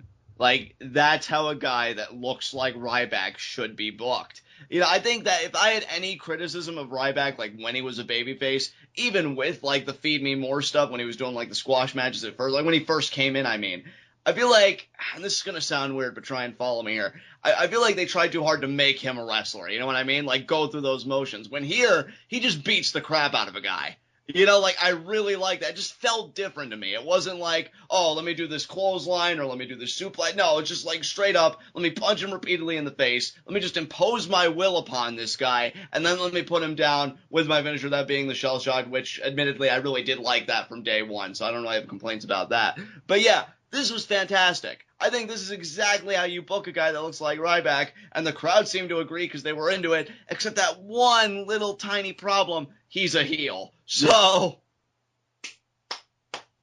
way to go there. I enjoyed this, though. This was good stuff. And, you know, we'll see what Ryback does at WrestleMania. Honestly, I've been saying Strowman. I wouldn't mind if Ryback won the armbar. I mean, it's pretty much, you know, showing itself to be a worthless achievement because, I mean, Cesaro and then, you know, Big Show, they really haven't gone on to do much, you know, when they won it, I mean. So I guess maybe that wouldn't be the best thing for Ryback, but I guess everybody's got to start somewhere. I just hope he does something worthwhile at Mania because, yeah, this was a lot of fun. Yeah. And I didn't really, like, the promo was fine, to your point. Again, I didn't really like the forced Oscars reference. I feel like Ryback's better than that. But, yeah, the match was on That's point. not Ryback, brother. That's writing team. I know. They're so desperate to make Vince happy. Like, yeah, Vince, we fit 7 different Oscar references into the script tonight. How happy are you about this? Oh, I'm very pleased. Oh, God, they all make me sick. So, make sure you get Brie Bella to add another one in there. Damn it. Yeah, make it... I was going to do the damn it, but yours was so good, I'm not even going to try now. That was great. So, yeah, I mean, man, I like this, man. And, like, if they keep up with this, I really loved your retort to my 30-second hot seat answer on SmackDown TWitWoW about Rusev Kalisto, because if it's this Ryback versus Kalisto, that could be one hell of a U.S. title feud. Because, you know, I actually remember that Kalisto's U.S. champion. So, yeah, I dug this, man. Yeah, honestly, that was what I was thinking when Ryback turned last week, was that he would be Kalisto's WrestleMania opponent. Or was it 2 weeks ago that Ryback? Regardless, now that Ryback's a heel, I was thinking that he was going to be Kalisto's Mania opponent, but now it's starting to look like they might even go Del Rio again. Again. Like, what is it going to take? Oh, man, again. I don't think there's an answer to that question, because saying that it would take a certain amount implies that they're going to change their minds given a certain amount of backlash. It's not going to happen. I feel like with so many, like, again, I'm just thinking about, I live tweeted for really all of this Raw, which impresses even me, because I thought I would have checked out ages ago tonight watching it. But I feel like one appropriate hashtag that I never really used would have been missed opportunities, because I feel like there were so many missed opportunities on this Raw between the booking that you've already kind of constructed from your own mind, and then feuds that we thought would happen that are looking like they're not going to happen. Man, WWE missed the boat so many times tonight. Yeah, solid win for Ryback. And what I like, too, can I just say, unlike most heels, so I feel like even heels, you know, when they win, obviously they're going to posture and gesture and do all that stuff. No, Ryback straight up leaves. I love that. That was great. Yeah, to me, and I've said this before on Twitter, I think it always comes down to the little things. And the idea that Ryback isn't even going to stick around because he views these people to be jokes and he's got better things to do. Great! You know, because, I mean, let's be honest, I love the Social Outcasts, but they are a jobber team. Ryback, I think, had every right to leave. He wants the brass ring. It wasn't a WWE World Heavyweight Championship match. It wasn't a match against a guy like, say, Dean Ambrose. So, yeah, leave, move on to the next one. So, I'm hoping WWE can stay consistent with Ryback because, man, I want to get excited about him being featured more and being heel, especially a heel like this, like what Adam Rose received. But I'm always tentative, man, so we'll see what happens. Yeah, I think the fact that this worked so well means it's probably never going to happen again. I know. I hate it, but you're right. All right, what came after this? The New Day promo about how they're a brotherhood and they're You know, they work. They're they're real friends in real life. Unlike these guys that pretend to be friends in front of the screen, like Y2AJ. And then we got our match because Y2AJ interrupted, and we didn't get to finish our New Day promo, which means we didn't get our weekly rendition of New Day Rocks, which is so disappointing. It is, but that should have been my third heat of the night. How dare you, AJ and Chris Jericho? Mostly Jericho, because his music is the one that cut them off. Yeah, poor AJ here shouldn't be lumped into that. He came out after Jericho. But I want to field a question to you real quick.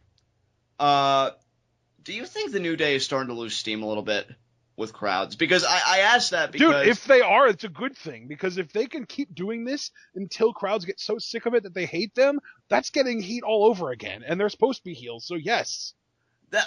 See, I agree with you, but I think we can unpack this a little bit more. Because I read a column recently, and they originally brought this up, which is why I'm asking. Because they felt like, oh, New Day's losing steam, and they had a line in there. There's a reason why they're laughing at their own jokes because nobody else is. And I noticed that Tennessee, maybe it was just the crowd in general, because they seemed pretty cold and lukewarm at best all night. So I won't say it's specifically the New Day, but they didn't seem very responsive to them either. And my thing is, while I would agree with you about Heat, it's really looking like League of Nations is going to be their program.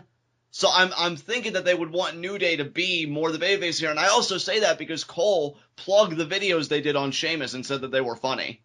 So I'm thinking New Day is supposed to be the babyfaces in that upcoming program, at least you'd think. But they're still... Yeah, maybe the face turn was like the Edge and Christian thing. I don't know. It was so awkward and unclear and mostly just disappointing because of the lack of Enzo and Cass. Enzo and Cass are still in NXT. NXT has tapings all the way up to NXT TakeOver Dallas, which is basically the day before WrestleMania. And Enzo and Cass are still not on the main roster. This makes the least sense possible. I feel like either A, we're going to get Enzo and Cass and Sami Zayn debuting between now and WrestleMania, or B, the WWE just has no freaking clue what they're doing. And I'm beginning to truly believe it's the latter. Yeah. I mean, dude, it's mind-boggling that with how over Enzo and Cass are, and... we've said it multiple times. They didn't win the NXT tag titles to take over London. You and I are convinced that they are never winning them. To me, I feel like Enzo and Cass have always been, and I don't mean this disrespectfully to them because I love the team, but I feel like as far as NXT goes, they've been demoted to almost a kind of pit stop for the Revival before American Alpha, who is really gaining a lot of momentum lately.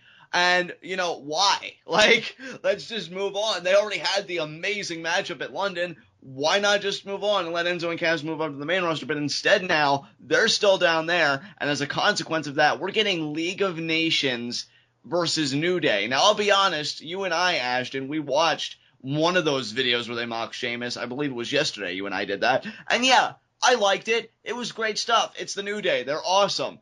But I don't want the feud. That feud, even when I say it, it doesn't even sound right. It doesn't. It really doesn't make any sense. And really, if you're going to do it properly, you've got to add a fourth member of the New Day.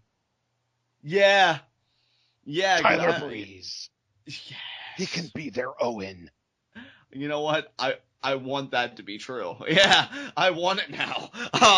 But yeah, it just doesn't even hit the ear right to me. And that's not even unpacking it yet. The idea that they're both heels.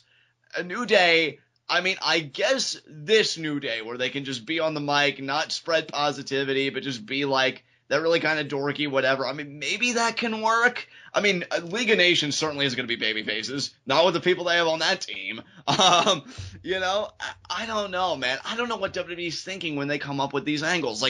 New Day, League of Nations. Okay, and who else? No, just New Day and League of Nations. So you expect two heel teams like that to carry a program on their own. What? I don't know. So then we get is the person that came up with that idea the same one that thought that Randy Orton versus Batista would go over well a couple WrestleManias ago? Probably. And if that is you, I don't know why they're still on the Why table. Are you still employed? Yeah, why are you still employed? Exactly right. Then we get, the Y2 AJ matchup. And yeah, it was a fun match. Was it? I checked out. I just didn't care. See, what I found interesting about the match, though, was the finish, because AJ intercepts Big E with the flying forearm. Jericho gets Kofi in the walls of Jericho. So let's recap here. In the history of Y2AJ, at least the recent history, I should qualify. Last SmackDown, Jericho martyred himself for Y2AJ. Eating the trouble in paradise. I'm sorry, that just never gets old. Eating the trouble in paradise. And then tonight, he gets the submission win. I even tweeted, I feel like Jericho's narcissism is being satiated.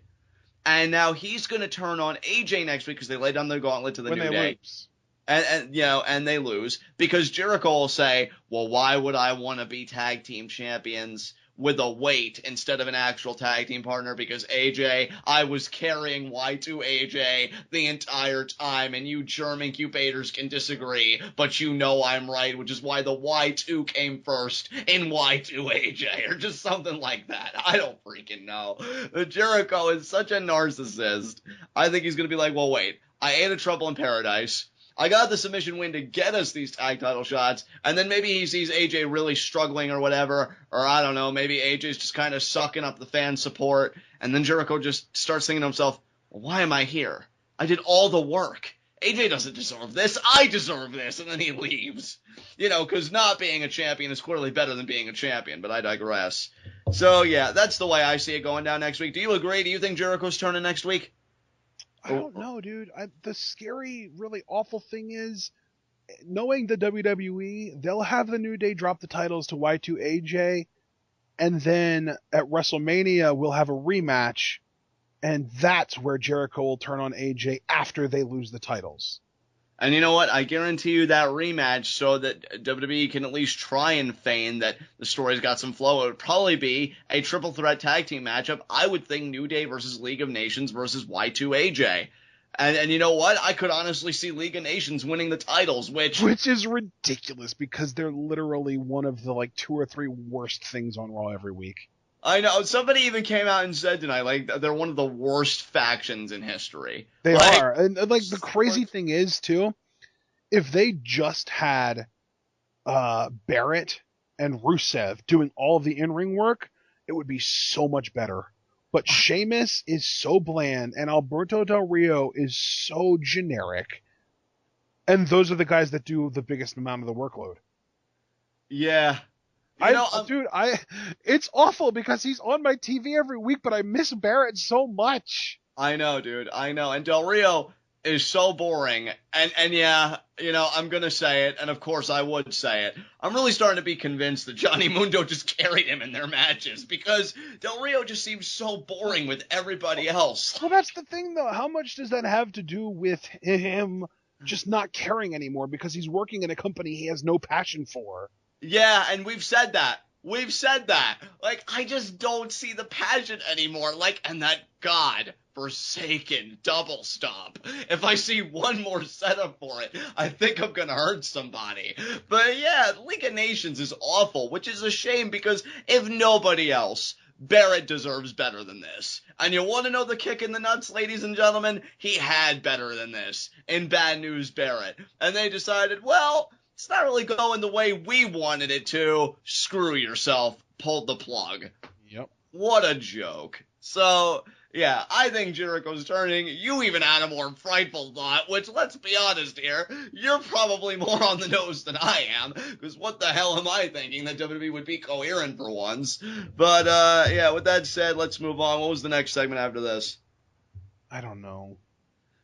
I don't know anything anymore either. It was Vince and Taker. Oh, okay. Vince had a good promo here, though. This was literally, I think, the weirdest Vince McMahon promo I've ever seen, and I've seen him cut a promo before where he said he wanted a woman to get raped. Yeah. Oh my God, that promo. Oh Jesus. I'm serious though, because it seemed like he was kind of into it at the beginning, and he was like, Shane, he lost his inheritance. And then when after Taker came out, there was just this moment where it just kind of hit him like, holy shit, this angle isn't actually working.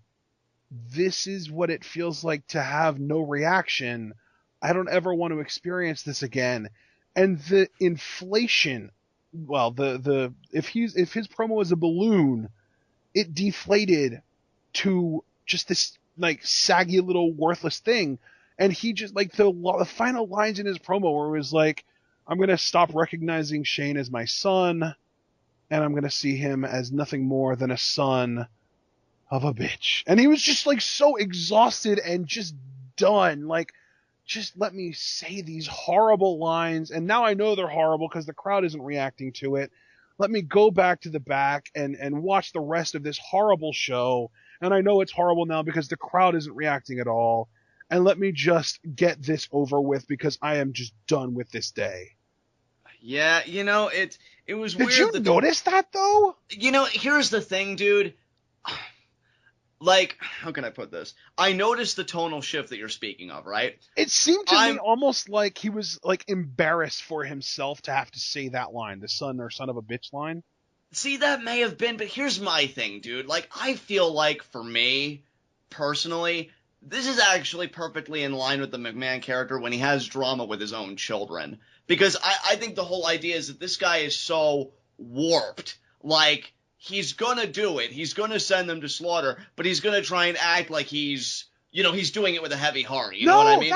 He's never been like that before, though. Well, If this would have been like 2001 Vince McMahon, it would have been, I'm gonna stop recognizing Shane as my son, and from here on out, to me, he'll be nothing more than a son of a bitch. Like, he would have gotten into it, but this was just so somber. It was weird. And see, no, I disagree, because I feel like when he had his feud with Stephanie, and I think it was like 2003, was that feud. Like, he had those moments where he was somber because, oh, it's daddy's little girl and things like that. So to me, this illustrated, and maybe people in the comments can resolve this. Like, what did you think of this whole promo? I mean, that'll be my personal question that I feel to you guys. What did you think of Vince's work here? Because I thought it was more just warped, psychotic Vincent Kennedy McMahon, who thinks he's a good father, who, this is like tough love to him. You know what I mean? But he's gonna do it anyway. Well, so he did say in the promo, I love my son enough to teach him that lesson. I love my son enough to put him against that force of destruction, but he said it enthusiastically. Like, he wasn't somber at that point. He was like, yeah, my son's going to get his ass kicked and he's going to learn this lesson and I'm going to prove him wrong. And then all of a sudden, like, it just completely changed and it was weird. Maybe, but see, though, it changed after Taker came out and kind of throttled him by the collar. So maybe looking in the face of what he's sickening or what he's sicking on his son, I don't know. I just feel like it's that warped kind of McMahon. I don't even want to call it morality because, again, he's going to do it. It's not like there's this internal struggle. Like, he's going to put Shane through this. I don't know, though. I just feel like I've seen this before from Vince. And so that's so weird because I don't feel like I've ever seen anything like this from him. See, I feel like I have. Maybe I'm mistaken, and I can readily concede that. But I feel like this isn't abnormal for him. And that this is just, again, his warped sense of fatherhood coming into play. So that's what I took away from it. However, you know what? You may be right. He may have seen his failure before his very eyes, and it's like, oh, it's not working. I might as well just go home and, just kind of wrap it up. I don't know, man. Maybe we'll hear more. Maybe more will come out on some Dirt G website tomorrow about, like, reaction or creative plans for Taker Shane or, whatever, and we'll get more insight. But, yeah, that's what I took away from it. Yeah. All right. Well, up next, we had Bubba Dudley versus Jey Uso. And, oh, my God.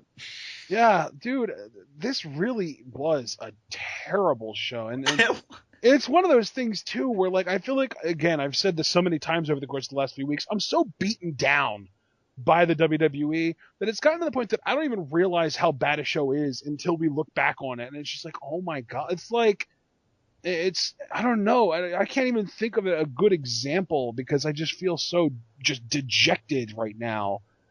I mean, is it bad that I actually forgot that this match happened until you brought it up? No, it's not. I was like, when you were talking about the tag team championship match that you wanted to see or that you thought you were going to see at WrestleMania, all I could think of was, well, I wonder if they're going to shoehorn the Usos and the Dudleys in there. And I was like, oh yeah, they had something to do tonight too. I wonder what was that they did again? And I forgot. But now it's like, yeah, it was just Bubba versus Jay, and it was like 3 or 4 minutes, and Bubba won with the Bubba Bomb. And that's it. No promo, no heat, nobody cared. It didn't matter. This was a waste of time. This was so bad. This was only, I'd say, a notch better than Jimmy Uso versus Devon Dudley on SmackDown. And the only reason that is at least Bubba beat Jey Uso with the Bubba Bomb, with a legitimate finisher. How did Devon beat Jimmy? Straddled him on the rope, took him down from that rope after he had been crotched. Okay, picked him up again, only to hit a schoolboy, and he pinned him with the roll-up. Like, so at least Bubba can say, I put him away definitively with my Bubba Bomb. But man, was this bad. Because once again, trying to introduce the tables, Devon takes the table out, commentary gets on him, oh, that's hypocritical, they're hypocritical. Jimmy Uso, he tries like diving, but he hits the table like a moron, and so he gets taken out. And I guess, I don't know if Devon got taken out too, or if he was able to walk it off. And then, yeah, Jay, distracted, gets kicked in between the ropes, which allows the setup for the Bubba Bomb. I don't care about this feud. I think heel Dudleys are being wasted. Again, I hate to say it, but again, I bring up the question, where is Enzo and Cass? You know, they should be in this spot. I felt such a disconnect to this. I wanted it to be over. I wanted it to move on. And I hate that I sound so miserable throughout this whole review, but it's like you said, this show was just awful. Save for a few bright spots, which even you and I had good discussions about that, like Stephanie's promo and whatnot. This was just a really bad show. With only a few weeks until WrestleMania. It's like you're working like a sales booth and you're giving out free samples, right? And you have literally just everyone is coming up and taking free sample, and you only really sell like one or two things throughout the day. And then at the end of the day, you look back at your inventory and you realize, oh my God, I've made a huge mistake. This was a horrible business day. That's what Raw was tonight. There was these little things that just kept on happening, and it wasn't, there wasn't anything that was just like, oh my God, this is the worst thing ever. I need to rage about this, except for obviously the stuff that we listed off at the heat of the night. But it was just all these little things that was just like, this is boring, this is pointless, this doesn't mean anything, this is stupid. And then at the end of the night, you look back and it's like, oh my God, this was a really horrible show. What were they thinking? Dude, I don't know. And I've learned in years past that like a string of bad Raws, like a build-up to WrestleMania, it doesn't necessarily reflect the actual WrestleMania product, because I feel like sometimes we've gotten bad build-ups, but the WrestleManias were decent. So I'm not going to be like, oh, this just points all signs that WrestleMania is going to be awful. But, I mean, I wouldn't blame anybody for having those doubts with a show like this, because this was just so boring. Who would even want to still be on the road to WrestleMania? I'd be looking for the nearest fork in the road and going down that detour instead. This is just so bad to me. I really just sucked all the life out of it. Like, even talking about it, right? Even talking about the show and realizing how bad it is and rehashing how bad it was, it makes me less excited for WrestleMania. Like, why would I want to watch it? Especially when there are other alternative, really amazing products out there that we could be consuming in the meantime. I mean, step your game up. How when we do our preview and predictions, and you like to say, like, my excitement level on a scale from 1 to 10 is a certain number, and then after preview and predictions, you'll give a different number? Right. On a scale from 1 to 10 right now, my excitement level for WrestleMania is honestly a 1. Wow, see, I'm a little bit higher than you. I'd say There is literally nothing about this WrestleMania card that I'm thinking, oh my God, I can't wait to watch that. Literally nothing. Not a single thing. Even Dean and Brock, that looks like it's going to be a fun match, but I could take it or leave it. See, and I think Dean Brock, it is what is carrying me to the finish line called WrestleMania right now, dude. So what are you at, like a 3? I was going to say 4, like 3-4. Yeah, about there. Because I think that match is doing so much work for me, just dragging my ass to the finish line. Because everything else... But I feel like we've seen that match before. Like, I feel like that's Brock Lesnar versus John Cena, just with Ambrose in Cena's place. It's just going to be a slaughter where Ambrose just keeps on coming back. Oh, and I'm not even talking about SummerSlam. I'm talking about their Extreme Rules match, where Ambrose gets destroyed and destroyed and destroyed. And if he does win, which I highly doubt is going to happen, but if he does win, it's going to be some last-second thing that's going to be lame. You know what? And you may be right about that, but I think I'm a fan of both guys and their work, that I just like the idea of them colliding. And I think that's really carrying me on this. I think all of your criticisms are valid, and I think the points you raised about the match build up and, the whole psychology behind it, like Ambrose getting in the ring with Brock Lesnar when he couldn't even kick out a one spear, when we had that whole discussion a while back. That's valid. But I just think I'm such a fan of both guys, and you know what? I think that's actually a testament to the match, because I'm such a fan of both guys, I'm willing to overlook all that, and this is going to be the match, honestly, dude, where I turn my brain off and just have a good time. because I don't think I'm going to be able to do it for the rest of the show. Like, that's just me being honest. I'm not going to be able to do it for Reigns Triple H. I'm sure as I'm not going to be able to do it for Y2J versus AJ Styles 4, because as great as those two are, they had their best match. Their third match was their best match. I thought they hit their ceiling. Are you going to be able to do it for Taker Shane?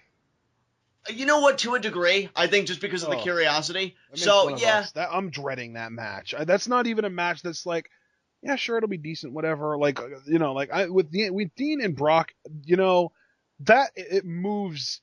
If my excitement level is a speedometer, it moves the needle a little bit. It does. Yeah. I mean, it doesn't take me from a 1 to a 2, but it moves the needle at least. Shane versus Taker, like if Dean and Brock did get me up to a 2, Shane and Taker would bring me back down to a 1. That's right. How little I'm looking forward to. Like, I'm anti-looking. Like, I think that match hurts the WrestleMania card. What's so amazing about that match, dude, is like, and to its credit, I don't really think you were a victim of this guy. I think even you, a lot quicker than a lot of people, were able to like put the brakes on. But it's funny to me, like how, and I'll admit to being one of those people too. So I'm not speaking from a pedestal. We all got like so sucked into Shane's return and Shane Taker initially, but then when it wears off and you can look at it critically, you're just thinking, oh my God, this match just really looks like it's going to be just the shits. You know, not the shit, just plain the shit. It's like just really bad. Of the drizzling variety. Exactly. You know, because I don't even need to go through all the factors of why it's going to be bad. We've done that, you know, previously in prior discussions, as has everybody else. So I'm not going to do that. But yeah, it's like the euphoria wore off, and you're just kind of looking at it for what it is, and you're like, wow, they are really trying to phone it in for this Mania, trying to make a big production out of it, and yet when you really look at it and unpack it, it's awful. And the hilarious thing is, this is the one that they were supposed to actually try and put effort into because it's 100,000 people.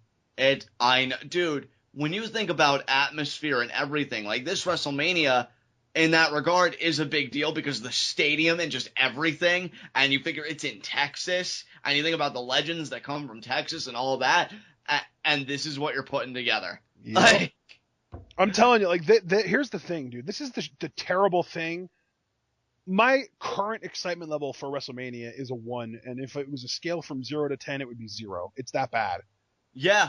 But no, wait, I'm continuing. But I still have hope, and that's the dumbest thing ever, because I know that nothing that I am hoping will happen will happen. I still have hope that Roman will turn heel. I still have hope that they'll merge Dean and Brock into the world title match and we'll get a fatal 4-way for the title. I still have hope that Sami Zayn will re-debut in Toronto and go on to face Kevin Owens for the title at WrestleMania. I still have hope that Enzo and Cass will show up and challenge the freaking New Day for the tag titles, but now New Day is heel, so that has even less of a chance of happening. I still have hope that the Divas Triple Threat is going to be a great match, and that one, I will say, that's the only one that I think actually has possibility of happening. But seriously, I have hope for all these things happening, but they aren't on paper right now, so I have no interest in WrestleMania this year right now. And dude, I think everything you said is valid. I mean, you're talking to a guy in me who I still have the naivety at 24 years old now that WrestleMania is just like this event of just grandeur, majesty, and wonder. You know, like the way I think about WrestleMania in my childlike mind when I grew up on it is the same way a lot of kids think of Disneyland. You know what I mean? Like this end-all be-all, this wonderful place. Ain't no freaking wonderful place. Like, because I'm telling you, like, to me, if it was that wonderful place, Dean would be in Roman's spot right now. Maybe all 4 of them would be. I would not mind a fatal 4-way in the slightest. Would not mind that at all. But we would have gotten that. That's what we would have been building towards. But they are still so committed to making Roman that guy. I agree with you wholeheartedly about the women's triple threat for the Divas Championship. I think they will kill it. You just got to give them the time to do it. Give them the time to tell that story. And the worst part now, too, is that even that is back up in the air because they're trying to make it a decisive thing where they're going to try and do Sasha and Becky again on Thursday. Right. And to me, I'll be honest. Now. After Thursday, we will have gotten that match 4 times in the last month. Right. And to Singles. me, like, yeah. And to me, if they're not gonna commit to the triple threat, which I don't know why you would, me personally, I'd give Sasha the win because she has the record and she has yet to get a Divas Championship opportunity. But I don't want to see Becky Lynch out in the cold. So Find a way to do the triple threat. I feel like you could have resolved it all in one night tonight, Yeah. but WWE didn't do that. Again, But they have to stretch it out because they have no freaking clue how to fill 3 hours every Monday and 2 hours every Thursday. Which is their own fault, you know, because you put it on yourself. See, and that's no, the you know thing. what? I'm not. No, you know what? It shouldn't even be a problem. You are professional writers. Freaking write. Yeah. And you get paid to do this. You literally get paid to write compelling television. And you know what? I apologize because I shouldn't be putting it on the writers because all they're doing is trying to keep their jobs. That's what it is. All they really want right now is job security, and I don't blame them for that. I blame Vince for letting it get this bad. Yeah. Yeah. He's supposed to be this, like, overseer, this grand filter, like people like to talk about, like, oh, Vince Russo has one good idea for every 100 bad ideas that he has, but Vince filtered out the bad ones in the Attitude Era, and that's why it was so good. If Vince was able to do that in the Attitude Era, what in the blue what is he doing now? Has he lost it that much, or was he just never really that good, and it really was Russo that was putting good shit on? You know what, dude? I think either case at this point is equally viable, because to me, it just goes back on to one of the earliest lessons, I learned in my life. Don't take on what you can't handle. And it's clear to me that WWE, and Vince signed off on that order, Raw to be 3 hours, because the third hour does a lot of great revenue for them. But you can't handle it because you can clearly see the content suffer. And here, let's be honest, it's not even that the content starts to suffer in the third hour, because everything we complained about tonight was pretty much the whole show, hours 1 to 3.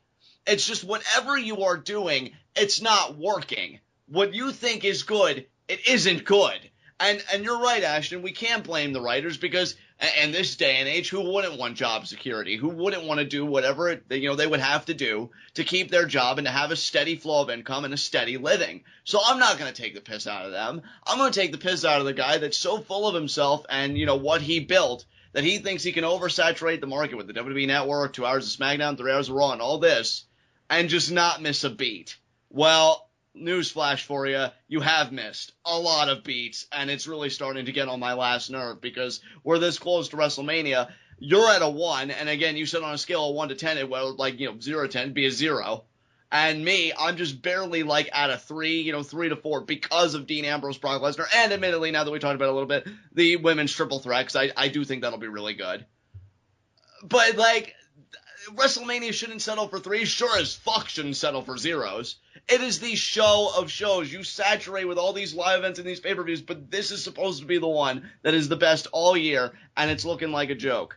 So what are you doing, Vince? Because these guys are clearly cowering in fear of you for the sake of their jobs. They want to make you happy, but why aren't you listening to the people? Why can't your happiness be the majority's happiness, the crowd and how they're responding? That's what I don't understand.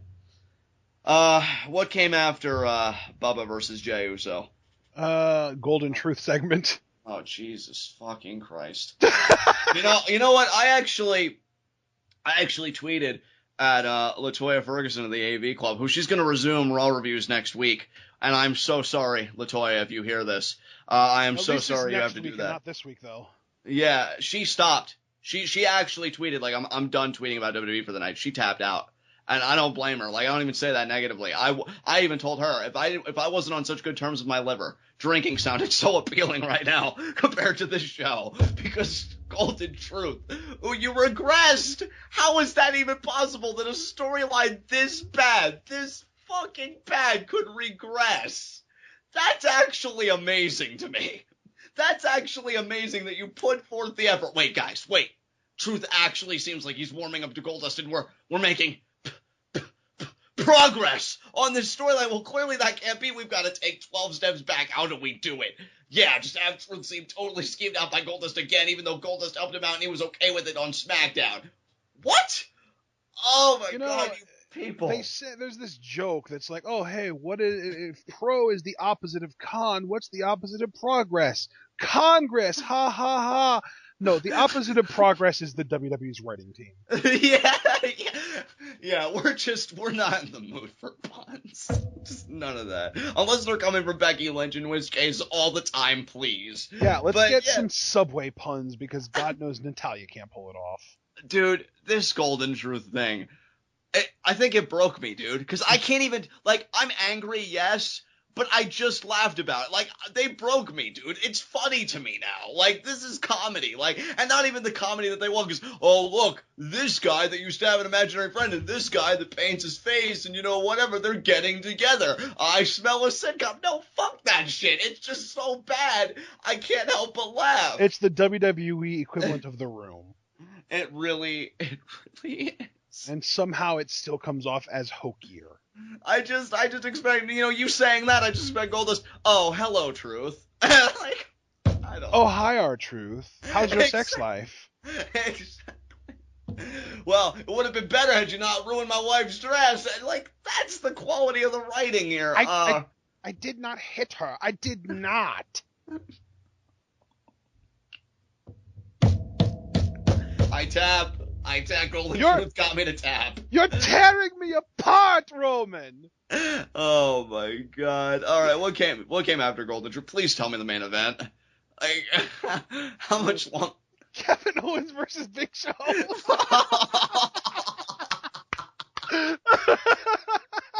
My hell knows no end. Oh my God! Yeah, KO Mania, where guys that get chanted at to please retire, whether heel or face, beats the Intercontinental Champion by countout.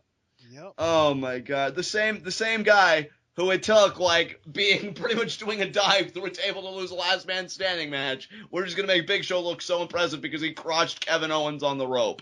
Which, by the way, that has the double effect of Big Show apparently wanted to try and stop Kevin Owens from producing any more children because he's a father, damn it! And he's the best father in the game!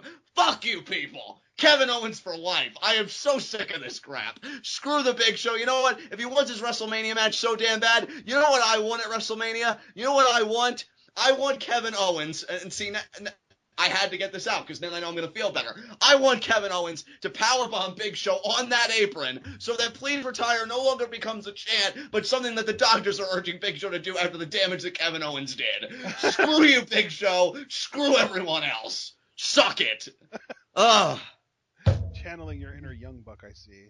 You're damn right I am, and thank God they're not a part of this shit. No wonder they didn't sign a contract. Yeah. Oh, our only contingency is we stay as a team. Well, I'm Vince McMahon, damn it, and I don't like doing things that make sense. So I guess you guys could just go the other way then if you're not going to play ball my way. Oh, that's all right, because we'll just kill it in PWG, Ring of Honor, and, you know, everywhere else. God, I hate you so much. You forgot New Japan. And New Japan. Well, I thought I said New Japan the big bucks. Yeah, that's right, and New Japan, you know, because they have a real leader in Kenny Omega. You might want to take a note sometime there, Vince. God, I hate you so much. So much. Ready to not be done being angry? Main event next, no. right? No! Why the fuck? How long was this fucking show? How long? 3 hours approximately. I think it was like 3 hours and 17 minutes or something like that, maybe. Oh my God, that's an hour 17 too long. So after Kevin Owens loses to the Big Show, we had. Why did you have to say it like that? just cherry on top, man.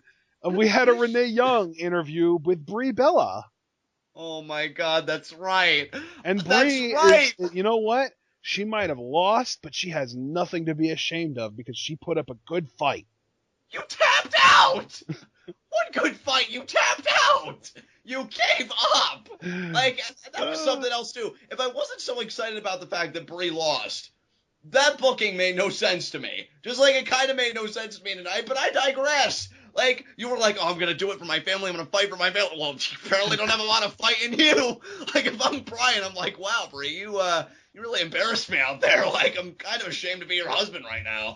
Well, then I guess you really appreciated what Lana said because she comes out and she's just like, Brie, you're nothing but skin and bones. You're an embarrassment. And the only reason your family loves you is out of pity.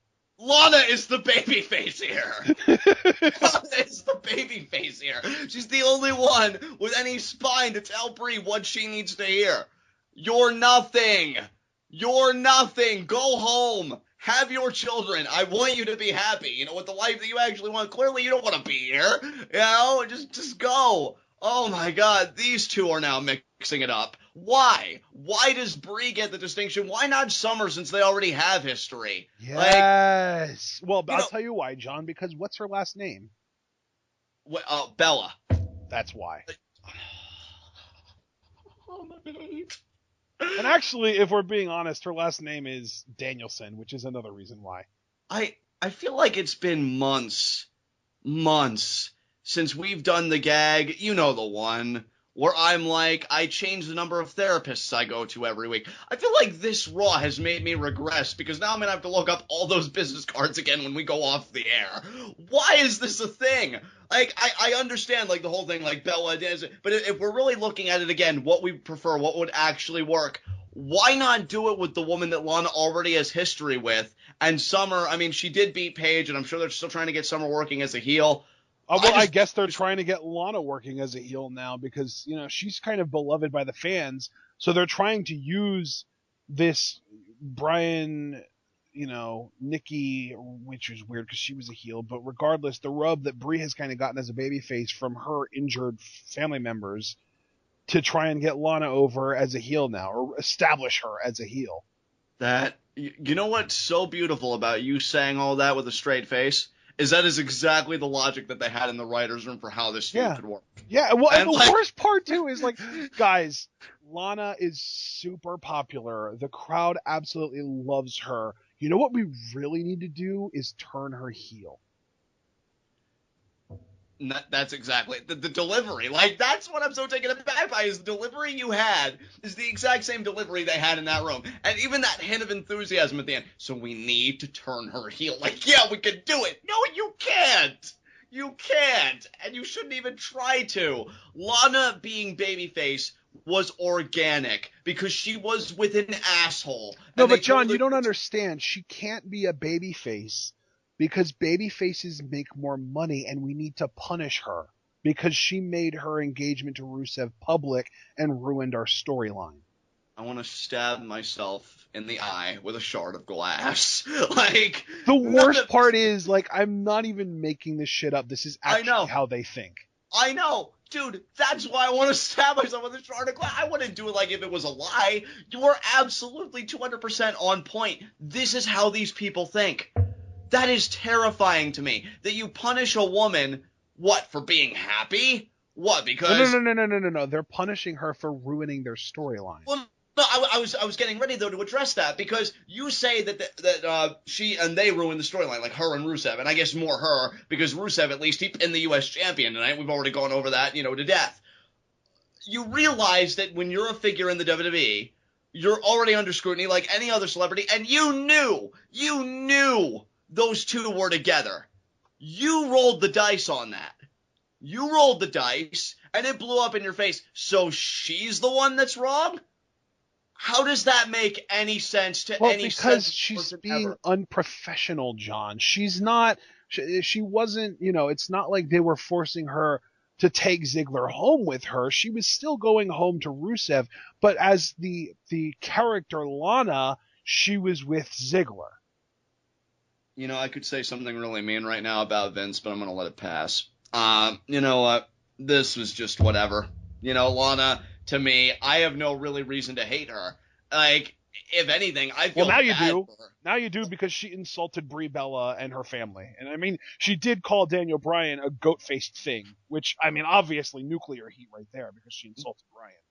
Well, yeah, and I mean, it's such an original insult, by the way, because it's not like everybody else has already said that about Bryan. And not only that, but, you know, Lana making fun of Brie, it's not like I supported Brie. I mean, anybody could just go and listen to our Fastlane Live reactions. I cheered my ass off when she failed. In fact, I screamed repeatedly, "You failed, Brie! You failed!" So, worst possible babyface. And even if she is over with the crowd, it's not like she's really credible. So if you're looking to really establish Lana, you could at least do it with a woman that she's had history with, which is why I've really been pushing and promoting Summer Rae here. You know, I was so happy for Summer when she beat Paige 2 weeks ago. I thought it was going to go somewhere, but then I remembered, oh wait, it's WWE and it's women and it's main roster, so it makes perfect sense for them to have a random throwaway matchup where Summer Rae beats a former 2-time Divas champion and it doesn't go anywhere. You know, the whole thing is just a joke, and the idea that this is going to be Lana's first program, to me, is utterly laughable. But you know what? Go ahead and have it. Have all of it. I'm over it. And the idea that Lana, they're going to try and make her a heel, I think is a joke. I think she could have been a really wonderful babyface. You know, this is all WWE's fault. They want to punish her for, oh, you ruined our storyline. You knew those two were together. You fucking knew it. You flipped the coin anyway. This is on you. You know, I wouldn't, honestly, dude, I wouldn't even call it flipping the coin. I would call it intentionally trying to break them up, because from what I understand, there was a rumor floating around at the time that Vince thought that Lana was too good for Rusev and wanted to put her with someone that he deemed more worthy, which is just the worst kind of human being. Yeah, you're a horrible fucking person, dude, because I remember those rumors, Ashton. Well, I mean, let's not forget, too, he did the same thing with Candido and Sonny. Right. And you're talking about, this is coming from a guy that wrote himself in storylines where he got to make out with every diva on the freaking roster, even though you were married and you had children. So... Yeah, and let's not forget also, he tried to do it with frickin' Morrison and Molina. Right. So, you're a real piece of shit, dude. Yeah. Because, you know what? You wanted to break these two up because you look at Rusev, and he isn't your definition of a real man, which, get your head out of your fucking ass. And when it doesn't go your way, like, you know, the man that you are, because we've seen this before, you throw your little tantrum, and somebody else that's completely innocent and was hot and had momentum pays the price.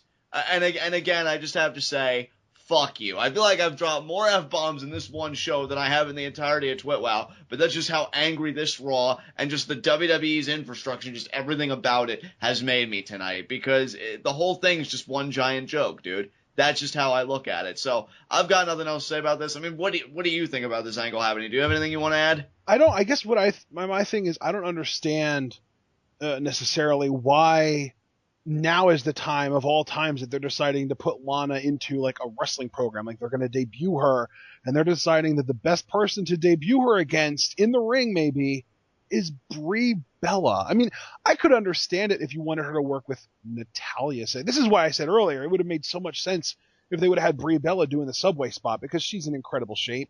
She's a believable spokesperson. That would have been cool. And then you could have swapped her out for Natalya, who is another more over baby face that's going to give Lana a much better first match than Brie Bella ever will. And not only that, like that aside, something else that I've been thinking too, first of all, to kind of build upon the point that you made earlier as far as timing goes, yeah. Lana's momentum has died because you tried making her heel, so that's wrong step one. But two, even if you and I, the same way you and I have tried entertaining, like, okay, you're committed, obviously, to making Roman Reigns a babyface. How can we make this work? If you really wanted to make Lana as a heel work, where the hell has she been? Because I feel like we really haven't seen her up until tonight for the longest time. Yeah, so, I mean, if you want to make her a heel, keep her associated with the League of Nations. Exactly. Like, where has she been when they're doing all of this shit? God, just, dude, it's literally hurting me. It's hurting me to, like, go over just how wrong and how stupid everything is. I just can't believe that they're doing this. And just everything about it, there's nothing for me to get excited about. So even if you were going to commit to Lana being this heel, which again, I don't understand, but just trying to make it work, trying to salvage a sinking ship, where the fuck has she been these last few months? I don't get it. How is well, I guess they weren't sure where they wanted to pull the trigger. So if they did maybe want to let her stay face, maybe they wanted to keep her off TV so that she wasn't associated with, obviously, the League of Nations. But now that you've committed, like, you want her to be a heel, why would you not just kind of let her, even if you don't want her to have like a featured part in that faction, let her just hang out with them, have her show up in backstage segments, or when they're out there beating guys up, have them hold a guy down and have her slap them. You know what I mean? Like, just, there's so much more that you can do for her to get heat than just insulting retired superstars. Exactly. And the whole insulting retired superstars thing, I mean, that's so tired and so played out. I think Del Rio got it right when he kind of played up like he retired Edge and Christian. Like, that's a decent way to get heat because there's an actual past there. Whereas with this situation, as if the Oscar references weren't forced enough, this feels so incredibly forced. Dude, to me, first of all, I completely agree. It totally forced. But another thing, and I kind of felt this with the Charlotte Brie angle, it just feels so uninspired. Like, it's so lazy. Yeah. It is so lazy to go the route with, because by the way, I mean, look, I know we've all kind of stopped, like, talking about Brian and we're trying to get on with our lives, but this guy probably is still thinking, my God, what do I do with my life now? Like, he was a wrestler his entire life. And to be perfectly honest, I don't really think it's in good taste to kick a guy like that when he's down, even if it is trying to get heat, whatever. I don't care for it. So maybe it's kind of a personal thing, my emotions getting into it, but I don't think anybody would disagree with me that it's just so lazy and uninspired. Like, you're not going to try and create That's my something. problem with it. Like, I think that in wrestling, nothing is off limits as long as you have the heels doing the things that you would Right. put limits on. Like, so that's fine to me. It might be cheap and lazy, but I don't think it's off limits. But my problem is exactly that it is cheap and it is lazy. And in this case, I feel like because so many people are trying to cash in on the heat that comes along with Daniel Bryan's retirement, that it's almost gotten to the point that the crowd's desensitized to it. Like, if she would have said this the same night that he retired, I mean, first of all, she probably would have gotten fined and suspended because obviously that's a problem that Titus O'Neil had. But I feel like she would have gotten a much bigger reaction. But now, a couple of weeks later, people are so used to other wrestlers, heel wrestlers, taking digs at Bryan that no one even cares anymore. Like, it's not even that strong of a heat seeker at this point. I mean, if anything, if I'm the women in this, if I'm Lana and Brie, I'm insulted. Because why do we have to piggyback off of somebody that isn't even here? Like, we're not good enough for you to invest time to create, like, an authentic story from scratch for the two of us, to bring the two of us together so that it doesn't feel so freaking forced. I don't know, dude. It's just a bunch of crap to me, honestly.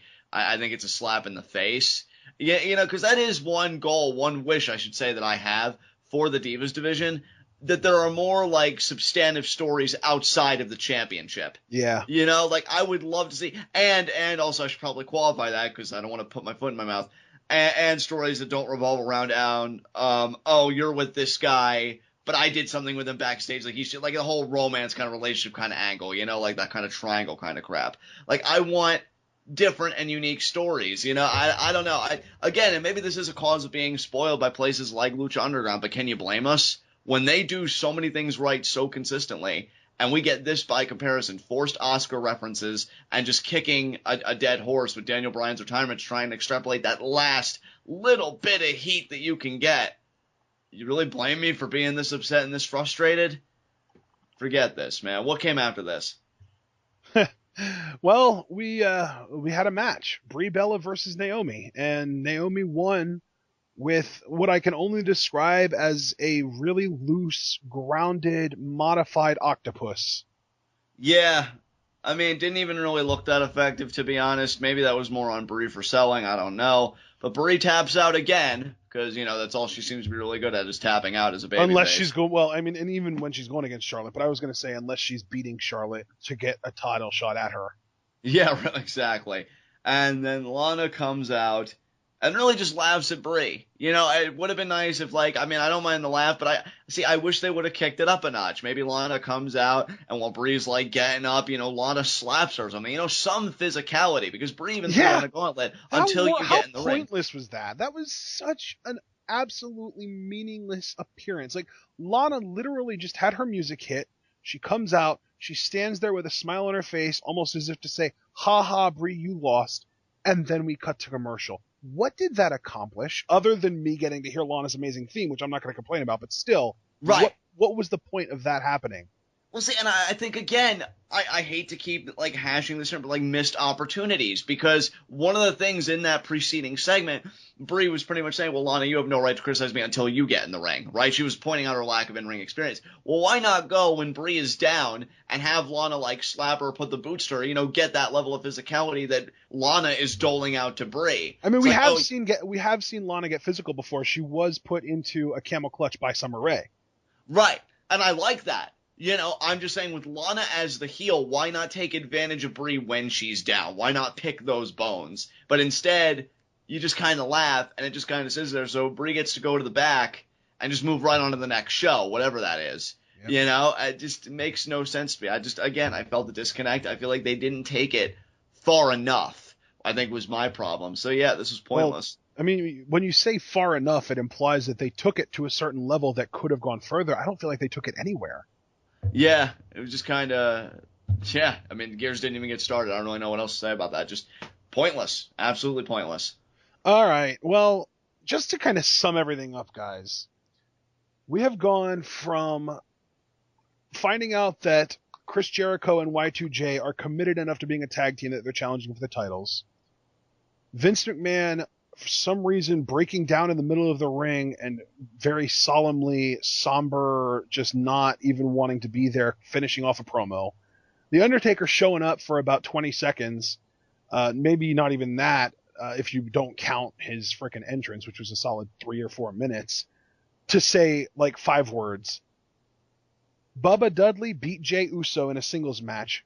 Golden Truth is still a thing. Kevin Owens lost via count out. Brie Bella is now being pushed as a babyface for Lana to get heel heat from.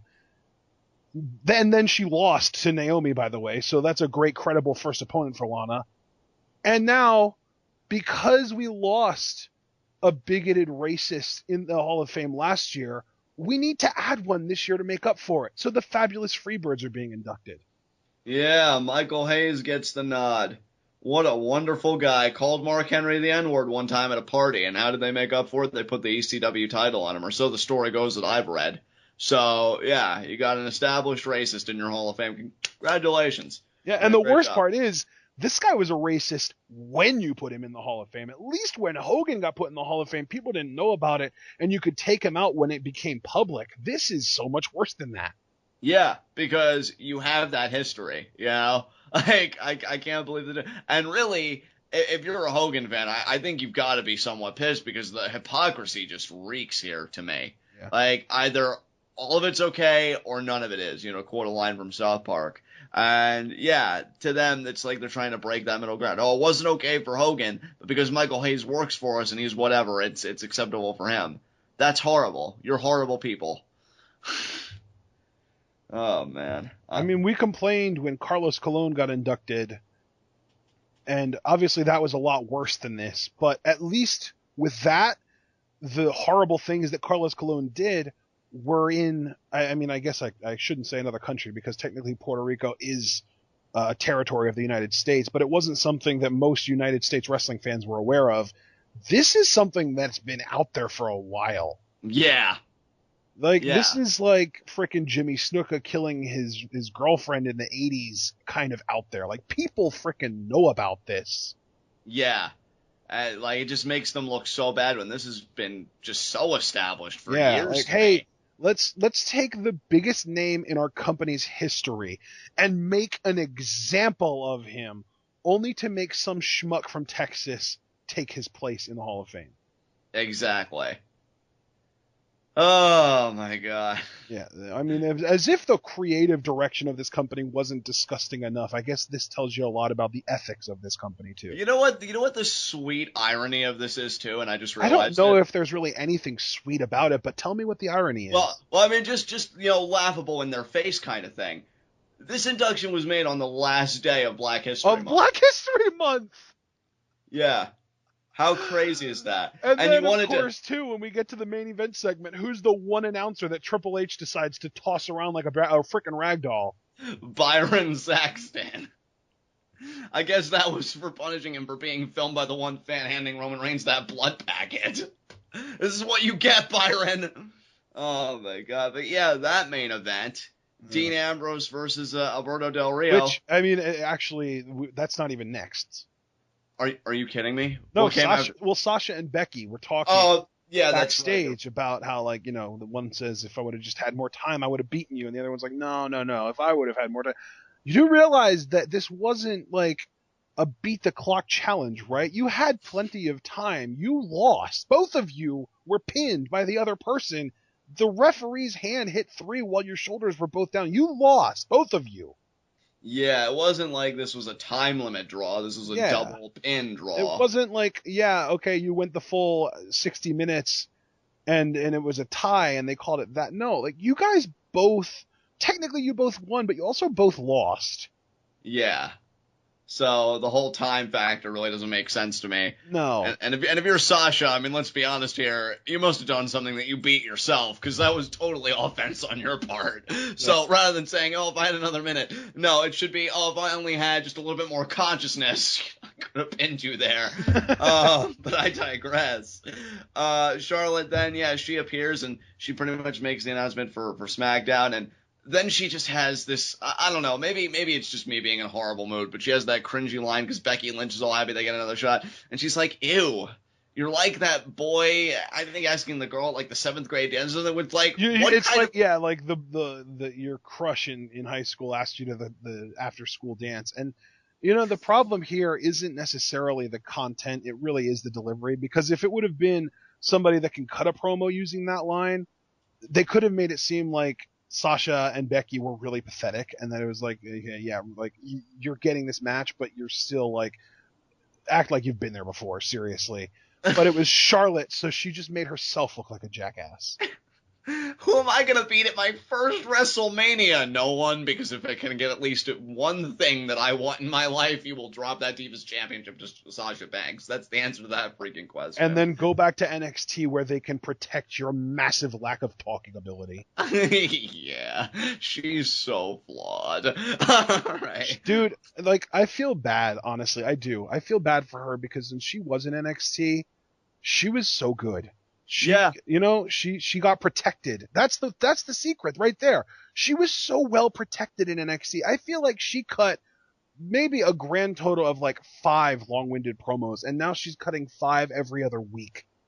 Yeah, and like, I don't even understand why Ric Flair's around then if she is going to cut those lengthy promos. Yeah, and that's the thing too. Like, people can say, oh, well, Charlotte's not good on the mic, but that's what Ric Flair's there for. Why does Ric Flair not even talk anymore? Ric Flair at this point is freaking window dressing. Like, I know we would make the jokes and this and that, oh, Rick, you know, he's hammered, he's drunk, he's this, he's that, but I would even take that. I would even take Rick, you know, taking off his shirt, elbow dropping it, you know, becoming incoherent, to just your run-of-the-mill Charlotte promo. That's just me being honest. Yeah, it's basically Ric Flair has dropped in status from manager to heater. That's all he is now, is a heater. Yeah. That's the only purpose he serves, is just, you know, do random stuff to make a fool out of yourself to help Charlotte win matches. That's really all it is. Exactly. And it's so funny to me too, because like we were talking earlier about, just a couple seconds ago, about how Charlotte is this horrible talker, and I think that this has been fairly well established. I don't think that there's a person alive that would say, Charlotte, yeah, she cuts a good promo, and yet they insist on bringing her out in, and I feel like out of all of the divas right now it might be because she's the champion, but let's be real, it doesn't really matter who the champion is. They're going to book the divas the way they want to book them. Right. And yet Charlotte gets more mic time than anyone. I know. It makes no sense to me. Like, why doesn't Sasha get this kind of mic time? Because we know she can cut a promo. Or Becky, for that matter, who really, her backstage stuff was really good. I'd love to see her do that on live mic. And how she goaded Flair into giving the shot at Rumble. I thought that was good stuff. That was Becky one of the best segments involving a female since the Brie Stephanie feud. Yeah. Which ended up being a crap fest. So at least we can say this one had a good blow off, because the Becky Charlotte match at Rumble ended up being pretty good, even though the wrong person went over. I just feel like the Bellas and Charlotte, like the worst people you could give a mic, get the most time with it. I don't understand that mentality at all. And I would understand practice makes perfect if it wasn't for house shows. If you want them to practice, have them practice in front of crowds at house shows. Exactly. Completely agree with you. Oh, that's my thing with NXT too. Like, if you feel like someone isn't that good, putting them on TV and saying, oh, it's just developmental, give them a break, isn't good enough anymore. If you want somebody to be on NXT TV, make sure that they are a well enough polished product to be passable. This was my problem with Dana Brooke. This was my problem with Eva Marie. The only good thing that's come out of that is that Dana Brooke has been relegated to a comedy jobber, and Eva Marie has been relegated to Nia Jax's heater. Right. So, and now, like, that's the thing, Charlotte's better than both of them. By a lot, especially Eva.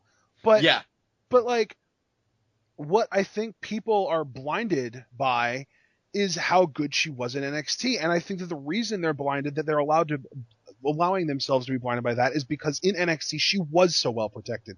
Like I said, she didn't cut very many promos in NXT, and when she did, they typically weren't long-winded, and when they were bad. We had proof even going back to the freaking promo where she was like supposed to be this like beloved babyface, and the crowd's chanting for her, and she says, "When the queen has the mic, you keep quiet." It's like, dude, learn psychology. But even if you take that away from her, she was not cutting long promos. She was most of her work in NXT was matches, and the people she was working with were freaking awesome. So she could put on good matches, because that's the thing with Charlotte. She is a lot like Roman Reigns in that she's not an amazing in-ring worker, but if you put her in there with the right dance partner, she can get carried to a really, really good match. I've been saying this about Roman for so long now, and Charlotte was down there working with Bayley, working with Becky Lynch, working with Sasha, and pretty much that was the monopoly at the top. Those 4 women were pretty much only interacting with each other for months, if not even over a year, and it allowed Charlotte to really look like this elite level talent. And now, like I said, I do feel like she's being exposed on the main roster, and it's not even me trying to be like, oh, Charlotte sucks, she's being exposed, because I don't want to feel like somebody is not a good talent. I do feel like Charlotte is a good talent. She has so much upside, but the problem I have is that the writing is so bad that it's making her look worse than she even is.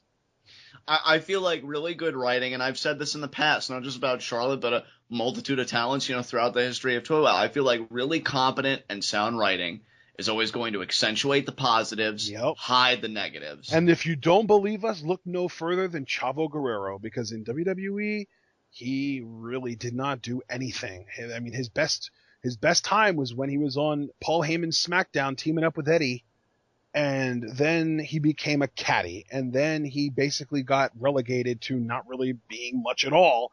And in Lucha Underground, he might not be a main eventer, but he's relevant and people hate him, and the Lucha Underground writers can use that hatred to put other people over and get people more established. Exactly. I mean, I really can't add anything to that. I mean, if WWE really wants to help Charlotte, help yourselves and just up the quality of the writing, because she can be an asset. I do think, I agree with you wholeheartedly, Charlotte does have an upside, but you're exposing her weaknesses too much. I think she's too vulnerable as far as like where she's deficient, and that's a problem because she's going into WrestleMania as the champion. And here's my thing, dude. This is a bigger deal because this isn't going to be some huge like battle royal, you know what I mean? Like, this is a story, like the 3 women that started this quote-unquote Divas Revolution. The circle's completing with the Divas Championship. Charlotte has got to be ready for prime time, and she's nowhere near close. So it's funny, dude. I know that sometimes I like to pull out some football analogies on TWitWoW, and I know that there is a portion of our audience that does not give a single shit about football, much less 2 of them. But for those of you that can follow along with me, and even for those of you that can't, I'll try and put this in as layman's terms as possible. Charlotte, to me, reminds me of a football player named Deion Jordan. And the reason is Deion Jordan in college was a 6'6", 245-pound linebacker that his head coach, back then it was in Oregon, so the coach was Chip Kelly. I know that's a very famous name now, so most of you know who he is. Used him as sort of a can-do-it-all kind of player. He would line him up everywhere on the field, and the thing that Chip Kelly used him that he was best at was covering. He was actually really good in coverage, which is incredibly rare for someone of his height. So he would be covering wide receivers who were like tiny little like 5'10", 185-pound guys running super blazing fast, and he was keeping up with them because he was that much of a freak athlete. But every now and then he would pass rush, and because he is this tall, long, fast guy, the NFL scouts were all just like, this guy can be an amazing pass rusher. And rather than using him as a coverage guy, which is what he was best at in college, they tried to convert him into a pass rusher, and he's become a pretty well-recognized bust at this point, which is just the draft turn for somebody that got drafted high and didn't play as well as they could have, or as well as people were hoping, or as to reflect where they got drafted. And I think that it's the exact same situation. Deion Jordan is an amazing coverage guy who can pass rush. Charlotte is a really charismatic in-ring performer who can cut a, passable short promo if you let her talk in sound bites. And the WWE is saying, no. When was the last time Charlotte wrestled a match on Raw, by the way? Well, last time she wrestled a match on Raw, I can't even remember. That's kind of my point. It's been a while, but if she does have a best feature, in-ring is definitely it. And yeah. She only ever shows up to cut promos, and they're all long-winded. The WWE is literally doing the opposite with her of what they could be doing to make her look as good as she can possibly look as a character. And yet, it applies to this Dion Jordan guy that I was telling you about. He's an amazing coverage guy, really good at, keeping up with fast players and making sure that they don't catch the ball. And yet they decide to put his hand in the dirt and have him try and sack the quarterback when he's not necessarily heavy enough or strong enough to get after the quarterback. I know that I'm kind of rambling a little bit, but it's a very similar situation in my head. And I feel bad for Charlotte, but at the end of the day, she's awful at cutting promos, and that's what they're having her do more than anything. And it's retarded. Yeah, they just got to rein it in a little bit. I mean, use Ric Flair. You have such a valuable asset week to week in Ric Flair, and he's not used. And I know he wants to be used more because he says it every chance that he gets. I mean, if you don't trust him, then I don't know. Just keep Charlotte's promos more succinct then. If you have to use Charlotte, make her speak more succinctly, just like NXT. I feel like with the main roster, with a lot of the NXT talents, the best thing they could have done for them was really, to use a phrase, a copy-paste job. Just use that NXT template and then replicate it there. I've been saying that for so freaking long. Like, that's the problem. The biggest problem the WWE has with translating NXT talents to the main roster is that they have in their heads that they need to change them. That is the biggest problem. Like, you talk about Bo Dallas is the perfect example. The reason Bo Dallas was as hated in NXT as he wasn't because, I'm so inspirational. He didn't have that gimmick in NXT until further down the line.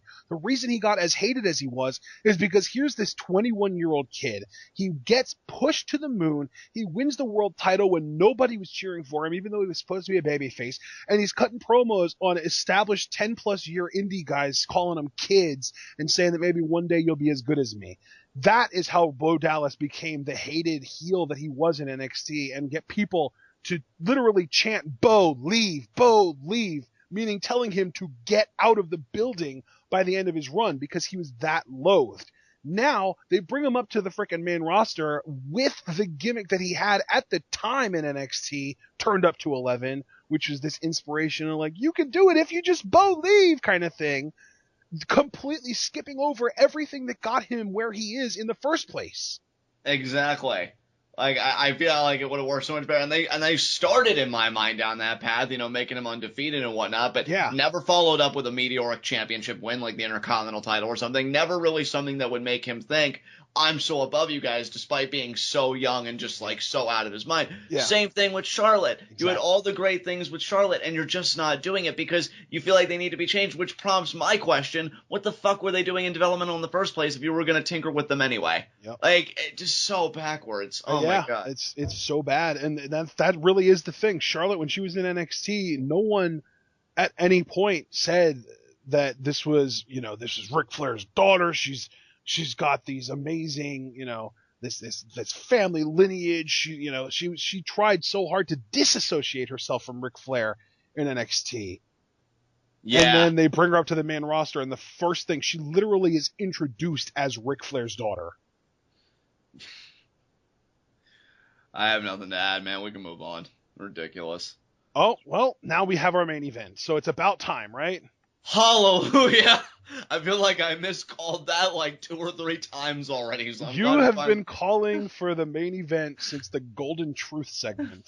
Yeah, we finally hit pay dirt. My suffering is close to an end. That was like the end of the second hour, I think, because no, it was at the beginning of the third hour because Vince Taker was what closed the second hour. Oh my God, if that's true, then I've heard of shows dragging their feet, but that's just retarded. All right. So here's the thing, though. The main event itself was really nothing special. It was Dean Ambrose versus Alberto Del Rio with the League of Nations at ringside, and it was a brutal match. Dean was getting destroyed, but it was cut short because Triple H's music hits, and the League of Nations all get in the ring and just jump Dean. They beat the hell out of him.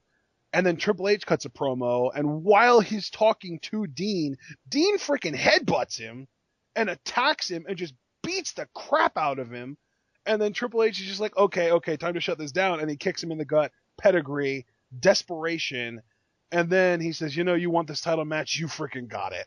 And then Dean, while Triple H is walking up the ramp, Dean goes, thanks.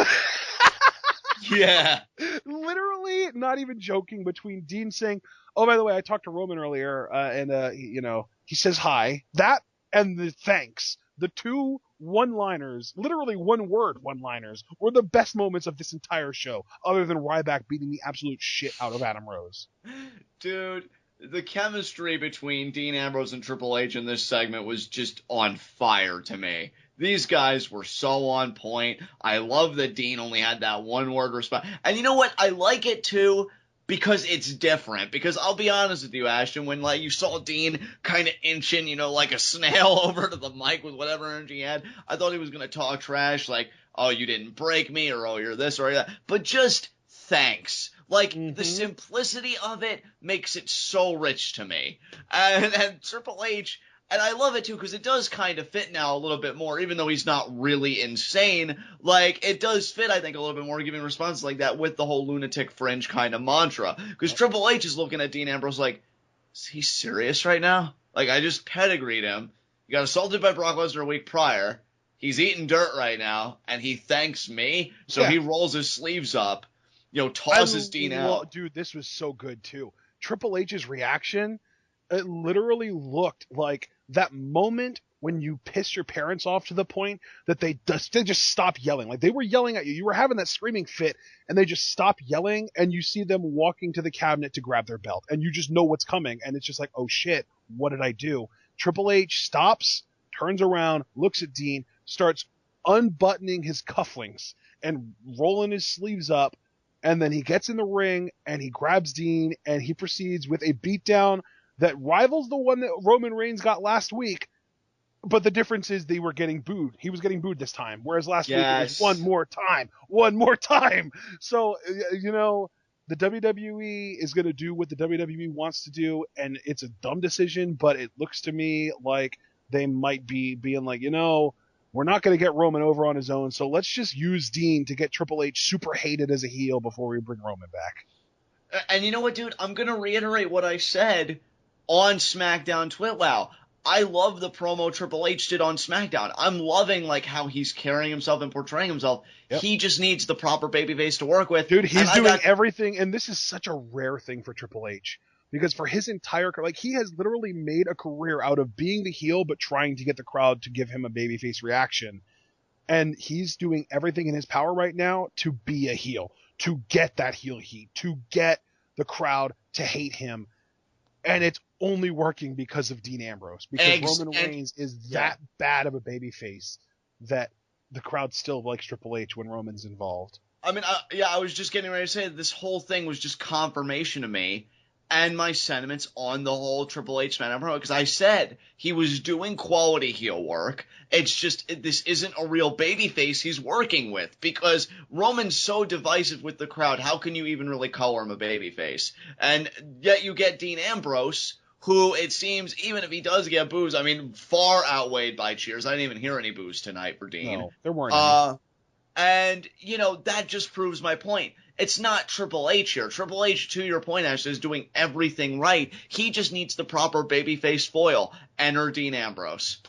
And they created magic to me tonight. I'll be honest with you, dude. That felt more to me like a WrestleMania build. Everything they did just in this final segment tonight. Than Triple H, ramming Roman's head into the announce table. But wait, the crowd's eating it up like a cat like catnip because they hate Roman Reigns. I'm telling you, dude, it's crazy to me how over Dean Ambrose is. And I know you said earlier, they know what they have in Dean, and this is just how they feel that he should be used. But I'm already looking past WrestleMania, to be honest, for how he's going to be used the rest of the year, because he is such a hot babyface. You cannot waste this momentum. You have got to keep it up. If he does not win the world title this year, I think that's a travesty, because he is the babyface right now. And I'm just hoping that they really capitalize on that. I don't know if they will, but this segment was gold. Triple H did fantastic. Dean did fantastic. I love the crowd for this segment. I even love the people that were kind of, like, stay down, Dean, stay down. Because you heard one guy's like the, show really went quiet and they were finally going off. This was great. Really one of the highlights of the show now I think about it. It's nice to talk about something more positively after wading through all that crap. Because, yeah, this was awesome. Yeah, this was... And that's the horrible thing, too, is that this show was 98% terrible. But there was still that 2%, though. Yeah. And who and this really, was part of the 2%. Yeah. So who really wielded that 2%? Dean Ambrose. And Triple H, but Dean Ambrose, who, as we've already established, is the babyface. I kind of feel like, oh, wait a minute, that's how it's supposed to be. Like, if nothing else, your real babyface should always deliver, and Dean has consistently. I love this. I thought this was great, and yeah, I wish more of the show had this kind of feel to it, especially because we are, on the road to WrestleMania, so it's kind of a big deal.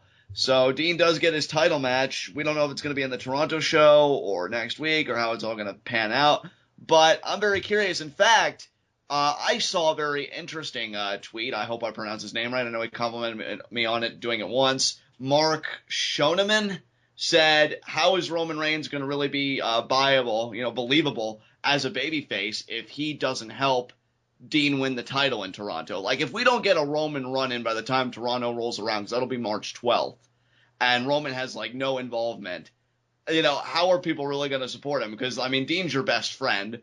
Triple H beat the crap out of you, so you're going to want some comeuppance. What better way to stick it to Triple H than taking him out of the WrestleMania equation as the world champion? So I thought that was a very interesting point they raised, and I think that's something I'll be keeping in mind. I don't think Dean's going to win the title. I don't want to make people think that that's where I'm going with this. I just think if they do the Toronto show, I could see Roman Reigns and Brock Lesnar, to be honest, because of the whole Dean thing, having a presence. So I think that definitely makes it more interesting. Yeah. Yeah, obviously that's not going to happen because Roman wants the title, but logically it would make sense. Again, I mean, I don't even think, because I could see Roman running it, but then maybe Brock runs in after, negating those efforts. I don't think Dean's winning the championship. I just agree with Mark that it wouldn't really make sense for Roman to not have a kind of presence in this match to me. Because between wanting to get a piece of Triple H and Dean, supposedly being your brother, being your friend, it seems like all those elements come together for a perfect storm. Like, yeah, Roman has got to get involved at some point. So we'll see. I don't know. Maybe they'll just play it straight. But just something to think about. Yeah. Something to think about. All right. With that said, you got anything else you want to say about this? I can't wait for Lucha Underground. Yeah, you and me both. High spots, low shots. Oh, God, who had a worse night besides me for watching this shit? Worst night, WWE writers, because Vince makes them put this shit out. You're so right. You know what? I'm going to say my low shot's Kalisto, because he got pinned in a tag match. He's the U.S. champion, and yet nobody even seems to want to acknowledge that he's the U.S. champion because he's still a mosquito, and that joke's still funny, right? The only person who made it funny was Jerry Lawler. I don't know if you should really feel bad about yourselves for that, or if you should just go and slap yourselves privately. I don't care which. Kalisto's my low shot. Oh, we have like twin low shots because we both have mid-card champions that lost tonight. Kevin Owens is your low shot, huh? Yep, Kevin Owens is my low shot. He lost to the Big Show, and yeah, just Ashton, give me your high spot, John. Who did you actually like tonight? Nobody, honestly. You know what? You know what my high spot is? Dean Ambrose. Because again, really, I gave the justification for that just a few seconds ago. Even when a show is bad, you should always count on your true number one babyface, not the one that you try and force, but the authentic one, to always make the show a little bit brighter, and Dean came through. Along with, Triple H, but I liked what Dean did tonight, so he's going to be my high spot, because good on you, Dean. Even for a really crappy Raw, you remain consistently great. I tip my hat to you, sir, so he gets my high spot. Can we get like an echo in here, John? Your high spot. I feel like I'm about to, change things up a little bit. What was your high spot one more time? My high spot was Dean Ambrose. Okay. So on a night that saw all this complaining going on, there were 2 bright spots on this entire night. Actually, let me rephrase that. There were 3 bright spots on this entire night. 2 of the 3 involved Dean Ambrose. So right there, John, I have to concede, Dean Ambrose is the best high spot of the night, right? Yeah. But god damn it, Ryback was so good tonight, and he's my high spot. You know what, dude? I don't blame you. I don't blame you. It's nice to see Ryback have a good night because I feel like for a while now, he's just been kind of there. And I think that's such a shame because, I mean, look at him. You know, I feel like Ryback when you look like Ryback. That's the thing. Ryback was fun tonight. Yeah. And that's what he needs to be all the time. Because. But not in like an Uso, they just love to have fun Mogul kind of way. Literally, just, I enjoyed watching Ryback work tonight. He was fun to watch. Yeah, I did too. You know what it reminds me of? Like you saying, like Ryback, like having fun and like being fun to like watch work. It makes me think of, because this is the only time I really feel like Batista did really work as a babyface when he first broke off from Evolution. Because I even remember reading in his book, like they told him, oh, that's great, Dave, you're starting to loosen up, you're starting to have fun out there, you know, showing that charisma. I feel like Ryback just got to loosen up, you know, beat the shit out of these people. Don't try so hard to be, you know, and again, I know it really may have sounded weird earlier when I said it, but don't try so hard to be a wrestler, you know, putting these string of moves together. You're a freaking powerhouse. Mow through these people. And he mowed through Adam Rose. I mean, that was glorious. So I don't blame you one bit, dude, for having Ryback as your high spot. I think that is an excellent choice. And I'm glad you spotlighted him there. All right, last segment. Raw request. Love to be cheeky and be like, my request is don't you ever produce a Raw this shitty again, but who am I kidding? Yeah, my Raw request is to suck less. Yeah. My Raw request, figure out what you're going to do with the Wyatt family for Mania. Because, again, I find it very concerning that they really have no direction, and Bray Wyatt, at least, was the guy that's already worked with John Cena and The Undertaker at WrestleMania. Get your house in order. Find out what you're going to do with them. And honestly, if you just want to pull the trigger and just shoot me in the head and be done with it and just throw Bray in the armbar, I don't care. Just let me know what he's doing. So that's my Raw request. Get the Wyatt family some WrestleMania direction. You know, at this point, I feel like any Raw request that I could think of just kind of gets filter fed into the massive funnel that is the WWE writers writing not to be quality, not to put on entertaining product, but to satisfy Vince McMahon. Right. So I think just to be, you know, petty, I guess the word would be, my Raw request is going to be, if you're going to have your champions lose, at least have them lose in a way that keeps them strong and make a bigger frickin' deal out of it. Yeah. Looking at you guys about Kalisto. The whole freaking lot of you. Jesus. I co-sign onto that readily, and I have really nothing to add to that. Do you have anything else you want to say before I take us home? I don't. You know what, John? I don't. So let's just. This recording has been ridiculously long. Honestly, this is our longest Raw TWitWoW. I want to say since maybe even before we got on YouTube, maybe. Yeah, it's been a while since we went coast to coast like this, people. So I hope you all enjoyed it. With that said, this has been Raw. This has been TWitWoW. The best wrestling podcast made for wrestling fans, by wrestling fans, on the web today. I'm John. That's my cohort and commentary, Ashton. Guys, be sure to comment and subscribe on YouTube. Ashton, what question you have for our audience this week?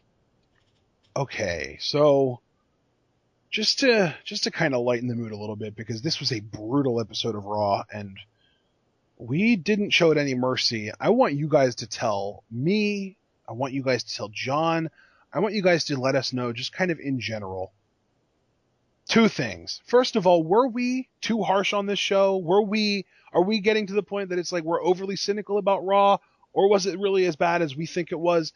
And as a follow-up to that, what on this show did you like? What did you enjoy that this show produced? And I'm asking that because I legitimately want to know if it was just us, if we're just this like miserable about Raw, and if we're getting like super spoiled by Lucha Underground or something like that, or if this show really was as bad as we feel like it was. And on top of that, I also want to know what on this show was appealing to you guys, because to us, I think the most appealing thing was Dean Ambrose, and I think that that's made pretty clear by the fact that I conceded that John had a superior high spot to mine tonight.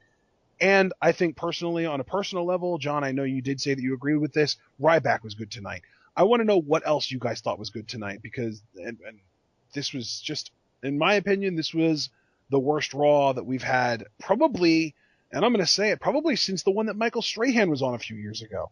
Oh God, thankfully I barely even remember that one, but you're probably right. The only really reason bad. the only reason that I can use that as like a landmark is because I remember my heat of the night was the entire show, and I feel like it might as well have applied to this show too.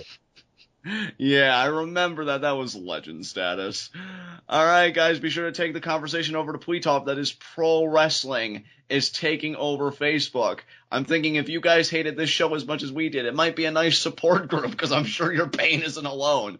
But if you're not really into that sort of thing, you can also take the conversation over to the TwitWoW subreddit. There you will find all of our TwitWoW content, as well as being endowed as a member of the subreddit community. With the ability to create things on pro wrestling, just all kinds of threads, Lucha Underground, NXT, yes, even Raw, when they're this bad. Whatever's on your mind, you can create a thread about it, and we'll get back to you. But if you really want to get in touch with us and converse with us on the most intimate level, Twitter is the best way. I am at John_TwitWoW. Ashton is at apond, that's the letter A, and then pond, the body of water, Pond. 404, you follow us there, you get great quality tweets. I know Ashton's had some real zingers when wrestling's bad, me the same way, and also some substantive commentary on Lucha Underground and all other things. I mean, you get all of it on Twitter, so be sure to follow us there. And we will see you again for our Lucha Underground review. Actually, I'm going to put up the Ring of Honor 14th anniversary live reactions tomorrow. So if you just can't get enough of that TwitWoW content, we have 14th anniversary live reactions that are going to be getting put up tomorrow. That's tomorrow as in Tuesday. I mean, technically it's 2:30 a.m. on Tuesday now, so that would be today. But Tuesday is when 14th anniversary live reactions are going to go up. And then on Wednesday, we get Lucha Underground, which is going to be incredible. And I do think this week we're going to go back to trying to have NXT be on Wednesday night rather than waiting until Thursday evening to do it. Right, so Tuesday, you can expect our ROH 14th anniversary show live reactions. And then Wednesday, it is our Lucha Underground review. It's King Cuerno versus Phoenix in a ladder match that asks only one question: who will ascend to the heavens and take from them the gift of the gods? Until then, tune in and peace out.